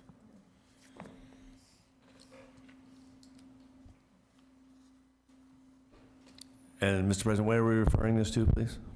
Planning board. Thank you. So I have a motion and a second. Any further discussion? You have to take two votes. Intend to take away is the first vote, and refer to planning board as the second vote. What was the first one? I'm sorry. Intent to take the way. Okay. So I'll make a motion for that. Great. I have a second for that Second. motion. Seconded by Councilor Spigot. All those in favor? Aye. Aye. Okay, now we will take a motion to refer to planning board. So moved. Second. Second. Thank you. All those in favor? Aye. Okay, 9-0. Moving on to Order O FY 26-063, laying out and accepting a private way, Quail Run Road. I will take a motion to accept. Intent to take the way. Intent to So take the moved way. here. Second. Okay, any discussion? Seeing none. All those in favor? Aye. 9-0. Moving on, I will take a motion to refer to planning board. Motion to refer, Mr. President. Second. Second. Seconded. One All second, tho- Mr. President. I just want to make sure that I actually discuss the motion. Sorry for the interruption. Yes. Go for it. It's laying out and accepting a private way for Quail Run Road. It's the same situation. It's a private developer looking to transition their private way into a public way. And we can continue. Thank you. Thank you. We have a motion and a second to refer to planning board. All those in favor? Aye. 9-0. Okay, moving on to Order O FY 26-064, laying out and accepting a private way, Oldfield Road. Councilor Kennedy. Mr. President, point of order. I'd like to suspend the rules to extend the meeting. Second. 11 o'clock. Seconded. I have a Second. motion and a second. It's ironic now, isn't it? I'm not doing it anymore. Do we take the vote or not? All those in favor? Aye. No. I'm I'll tired say of yes, so extending it's meetings 8-1, past please. 10. Okay, Too long. back to Councilor Kennedy, All right. overview of Oldfield Road. Laying out and accepting private way of Oldfield Road. Again, this is in my district. It's a private developer looking to change to their private way to a public way. I'd make a motion to intent to take the private way. Second. Motion made and seconded. All those in favor? Aye. Aye. 9-0. And I will take a motion to refer to Motion planning to board. refer. Second. Oh, whatever. Motion made and seconded. All those in favor? Aye. Okay, thank you very much. Moving on to Order O FY 26-065, acceptance of a grant, student awareness of fire education. Refer to the town manager. The town received almost $10,000 for a SAFE grant program for our fire department, so we obviously just want to accept that grant. Motion to accept. Second. Actually, motion to refer to Budget and Finance and Finance Committees. Yes, thank you. Motion made. Point of order, we had a motion made and seconded, so it should probably be rescinded, just for order. Yes. I'll rescind my second. We're rescinded. Rescinded. Yeah. Would anybody like to remake that motion? Motion to refer to Budget and Finance. Second. And Finance, yes, second. Motion made by Councilor Spigot, seconded by Councilor Perry. All those in favor? Aye. 9-0. Okay, Order O FY 26-066, transfer order capital leasing obligations. These are leasing obligations that are part of our fiscal year 27 obligations, so we want to obviously secure the funds for these obligations, so normal transfer order. Okay, I will take a motion to refer to Budget and Finance, Motion. Finance and Finance Committee. Yep. Motion to refer to those following committees, Mr. President. Second. Motion made and a second. Any discussion, comments, questions? All those in favor? Aye. Motion made and passed, 9-0.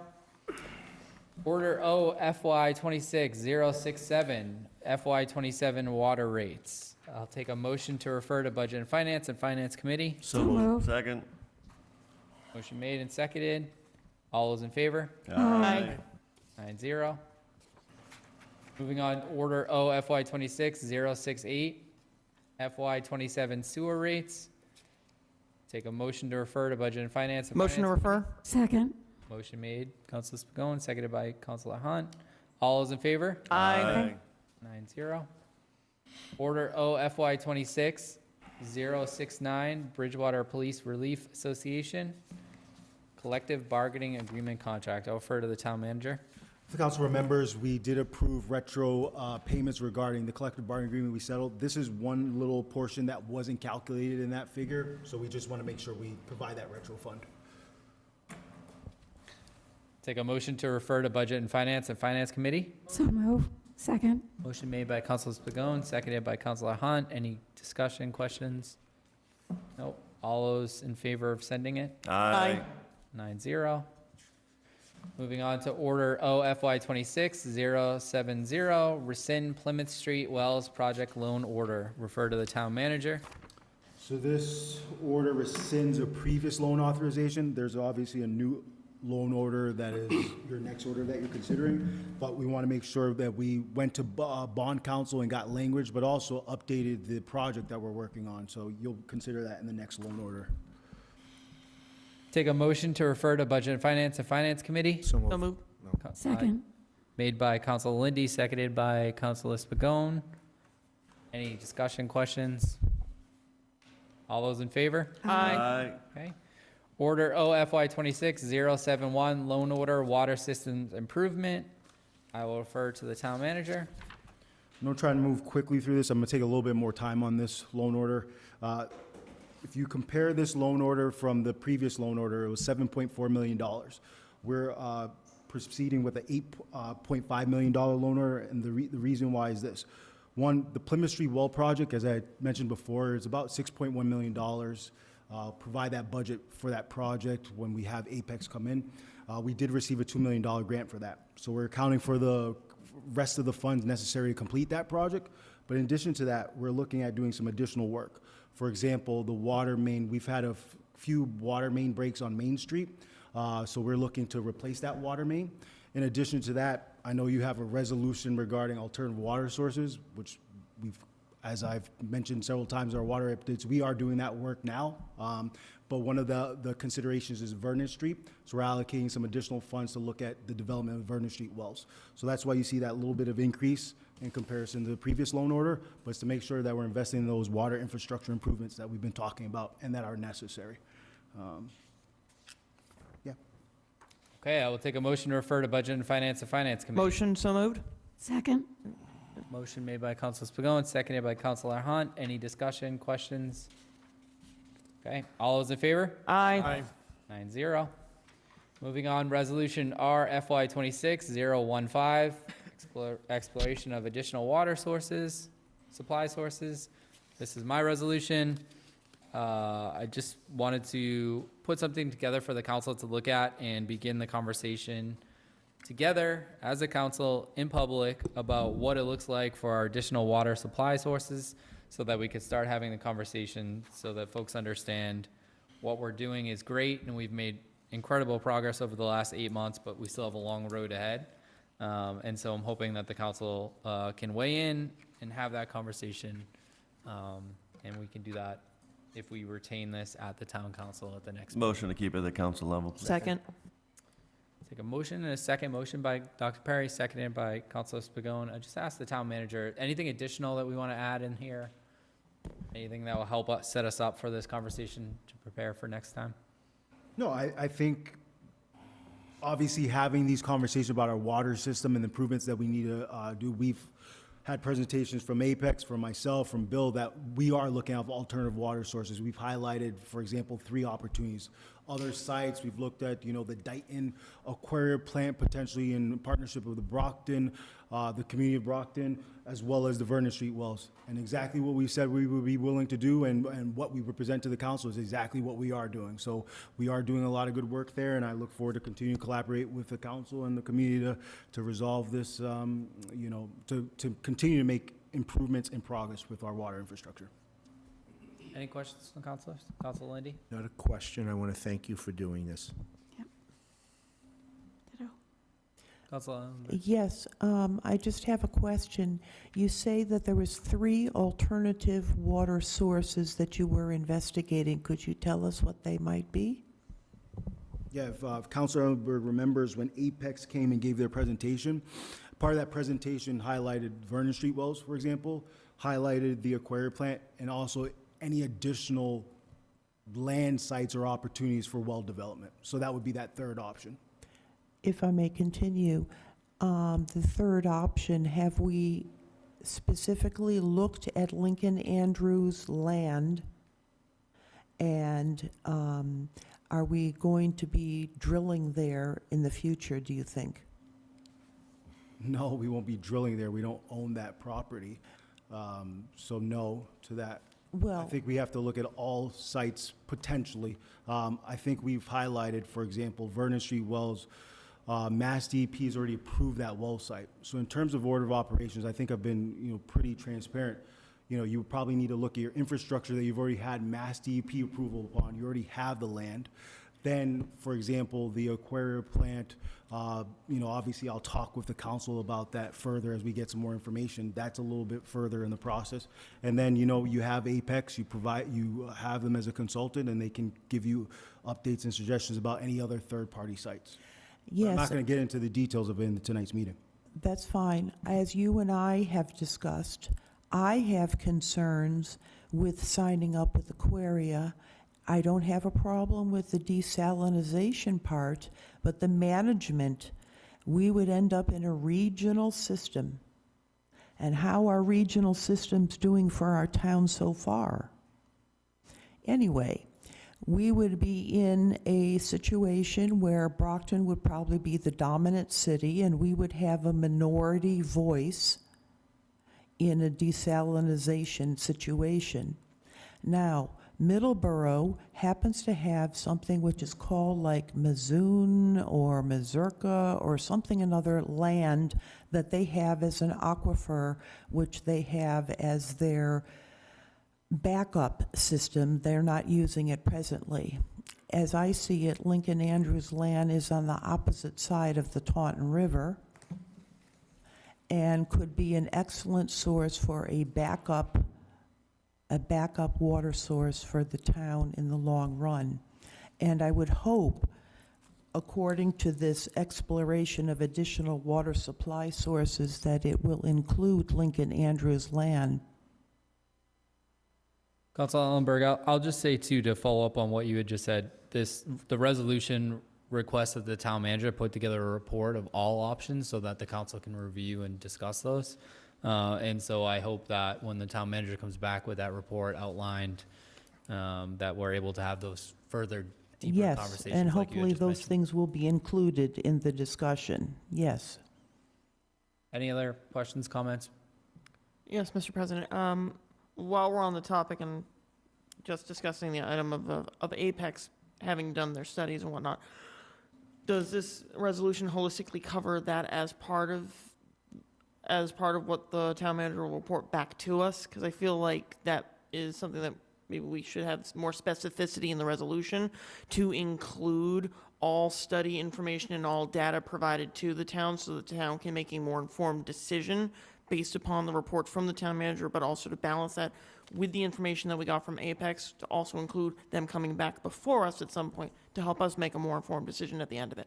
Yeah, I mean, I'm open to, if you would like to be as specific as putting an amendment in here. One, it's a resolution, so no matter what we put in here, we're really making a request. But I would also say you're probably going to have better results just talking one-on-one with the town manager about what you'd like to see in the report. I think would be better. I'd just like to say, I think this is a really good step in the right direction. I think this resolution looks pretty good the way it sits. I think it gives our overall intent. I think it allows us to really explore all the options on the table, brings as much information as possible to us that we can discuss in public with everybody to see. I like this resolution. I like it how it sits right now. Councilor I'm just going to echo the comments that Tim just made, but I definitely want, if Apex comes back here, to speak in plain English so we can all understand what they're talking about, because they're a highly qualified company, but they weren't able to present to us and the public. I'm not an expert on that by any means. Councilor Kennedy?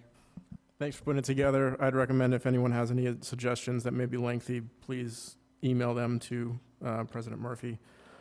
This is the first reading, so we'll have another opportunity to talk on it. And I'm going to move to call the question because this has taken a while. Yes. Okay, we have to take a vote now to call the question. It has to be 2/3 vote, so motion made. I mean, call question. We don't I'll need a second second. it. We don't need a second, I believe, on You don't? a call, right? Yeah. Just.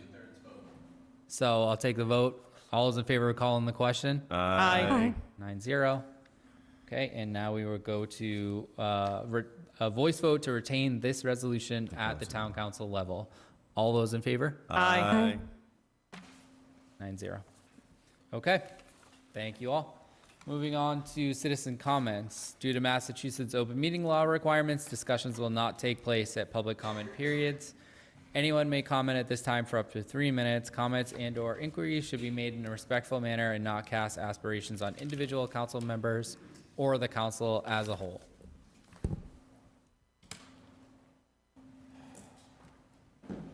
Hi, Janet Hanson, Pleasant Street. Just to get back to the vacancies for the committees, not to beat a dead horse, but I just was reviewing the website, and you mentioned, Town Manager Justin, you mentioned that people can contact Josh. That needs to be, I would suggest if you could put that on the website, like where it says volunteer opportunities, you could put something, if you have any further questions such as when they meet or the time involved in these committees, something, not just if you have any questions, call, because they may not know what question to ask. But if you could add that, that'd be great, because his name isn't on here. There's no contact other than the application, but I don't see any contact, so that would be very helpful, because I didn't know that, and I would think you would contact the committee, but you can't always contact a committee, so if we can have the contact information, that'd be great.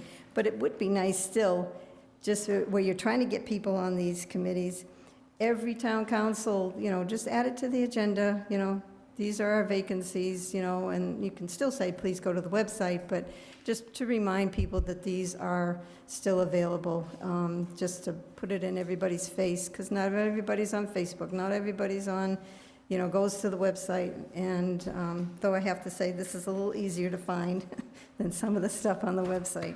So, but if you could add the contact information, and if you have any questions about how they meet, what's involved, please contact Josh, blah, blah, blah, blah.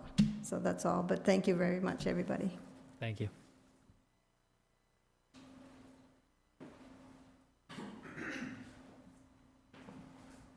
Carlton Hunt, Austin Street, CPC Vice Chair.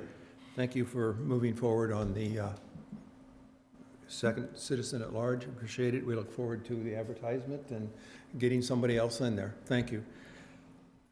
Thank you for the grant knowledge. CPC meets a week from tomorrow night. If you can work with the town manager to get a request for funding to match the grant, we'd appreciate that. We don't have any idea what it is, but we can move it forward quickly. Thank you. Thank you.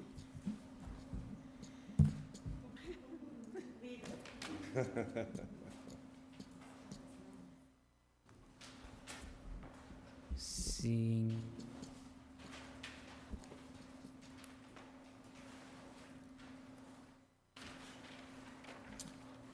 Evan Tarver, 74 Paddock Road. This agenda is really long. We want people to be more involved, but a 3-hour meeting, a third of a workday, is pretty ridiculous. How do you ask that of people to be consistently involved in a thing that's super time consuming? And it doesn't make it easy on anybody. I don't know what time you guys have to be up, but I gotta be up at 4:30. To be actively involved in my government is pretty difficult at this point. This is really the way it goes. There should be like a 2.5 hour limit on meetings, because this is nuts. I don't think it's realistic to ask people to join when it's such an obligation, an unpaid obligation. Not that it should be a paid position or not. It's up to you guys to decide that. But ask for a free, basically free labor, to not have compensated for some way. You know what I mean? It's a big time sink. So that's all I had. Thank you.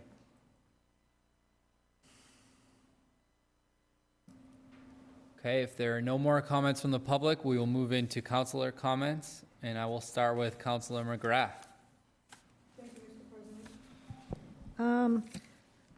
Last Saturday, the CERT team placed flags on the veterans' graves, and also the CERT team met on Monday night. They had shelter training with the Red Cross at the Williams School. So the CERT team is going to be starting another training session that you can join, I think, I'm not quite sure, soon. And the fire department is utilizing us further and further, so we're getting a lot more training. So if you have kids, at least I think 18, maybe younger, or if you want to do it yourself, it's definitely worth it. Thank you. Councilor Lindy? I just wanted to let the council know, and I'm not going to disclose the name yet, but last night at the Friends of the Library general meeting, we had a citizen that came and gave us $1,000 to the Friends of the Library. He wanted that money to go to keeping the library open on Friday and Saturday. He wanted it to go to staffing.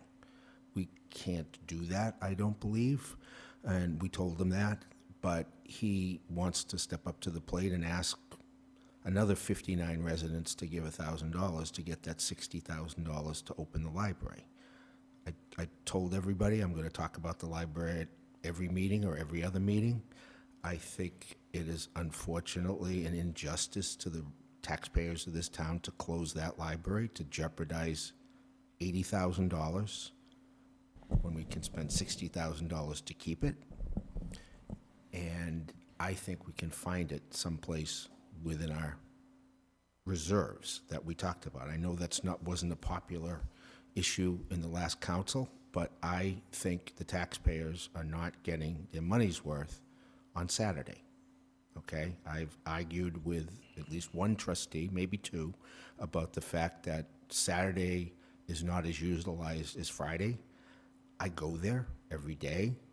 I know that Friday afternoon is very sparse because the kids are done with their homework on Thursday. They don't go there on Friday afternoons, okay?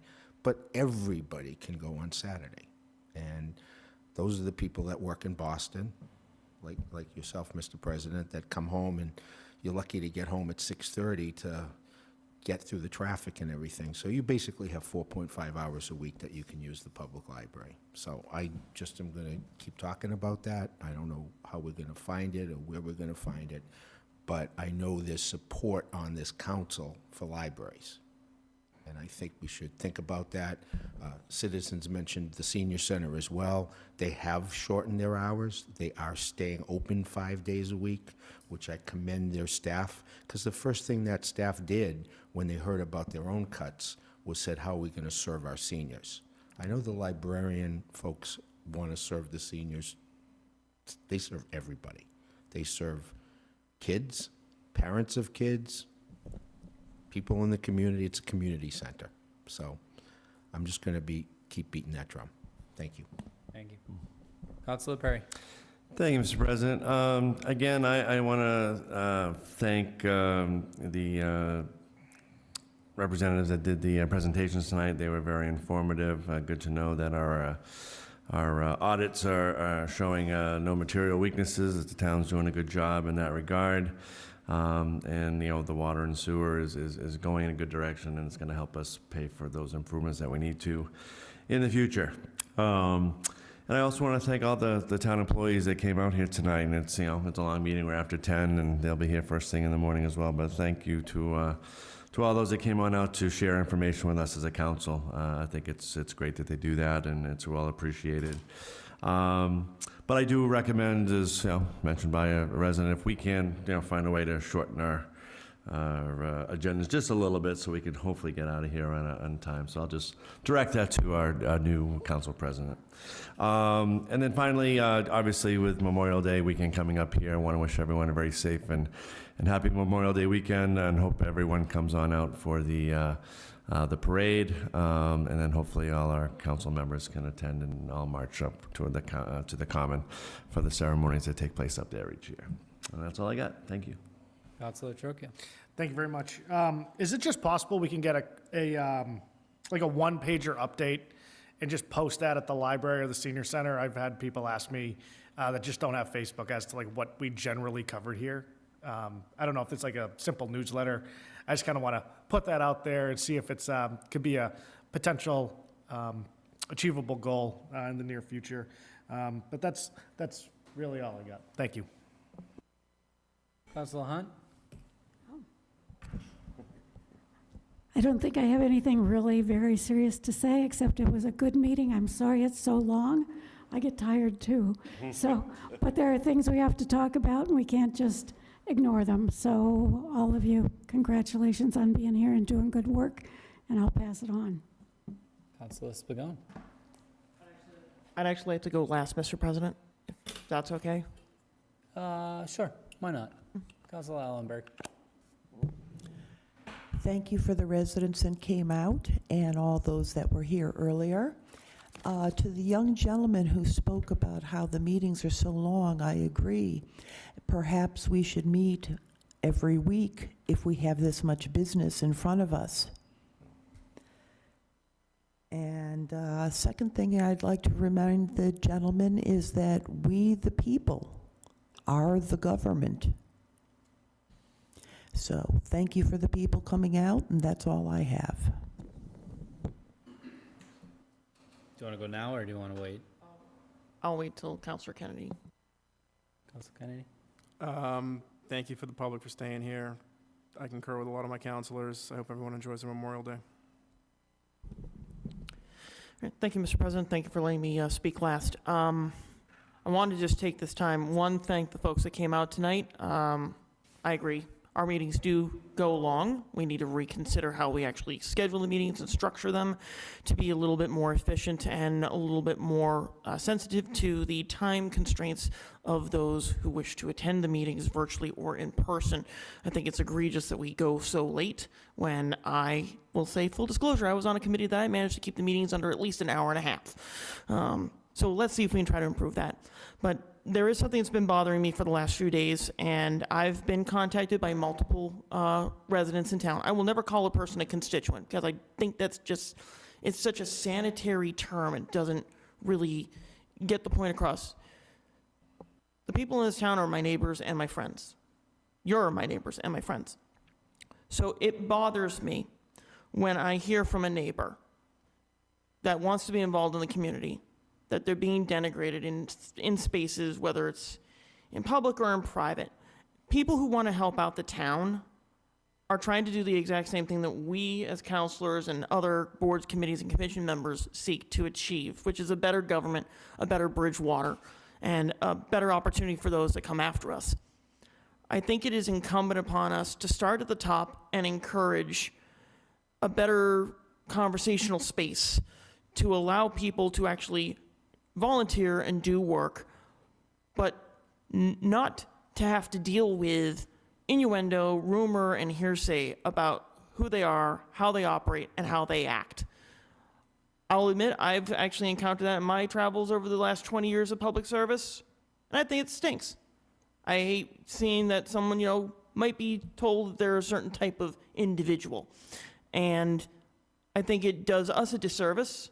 It does a disservice to the government. We want transparency and openness.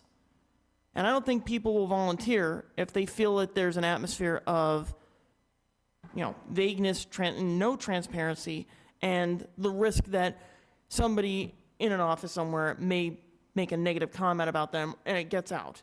Which honestly, frankly, from public records requests that I've seen or I've talked to residents in town about, it's a bit egregious. And I think we need to start from the top in a unified effort and say that we're going to work together to ensure that that doesn't happen anymore.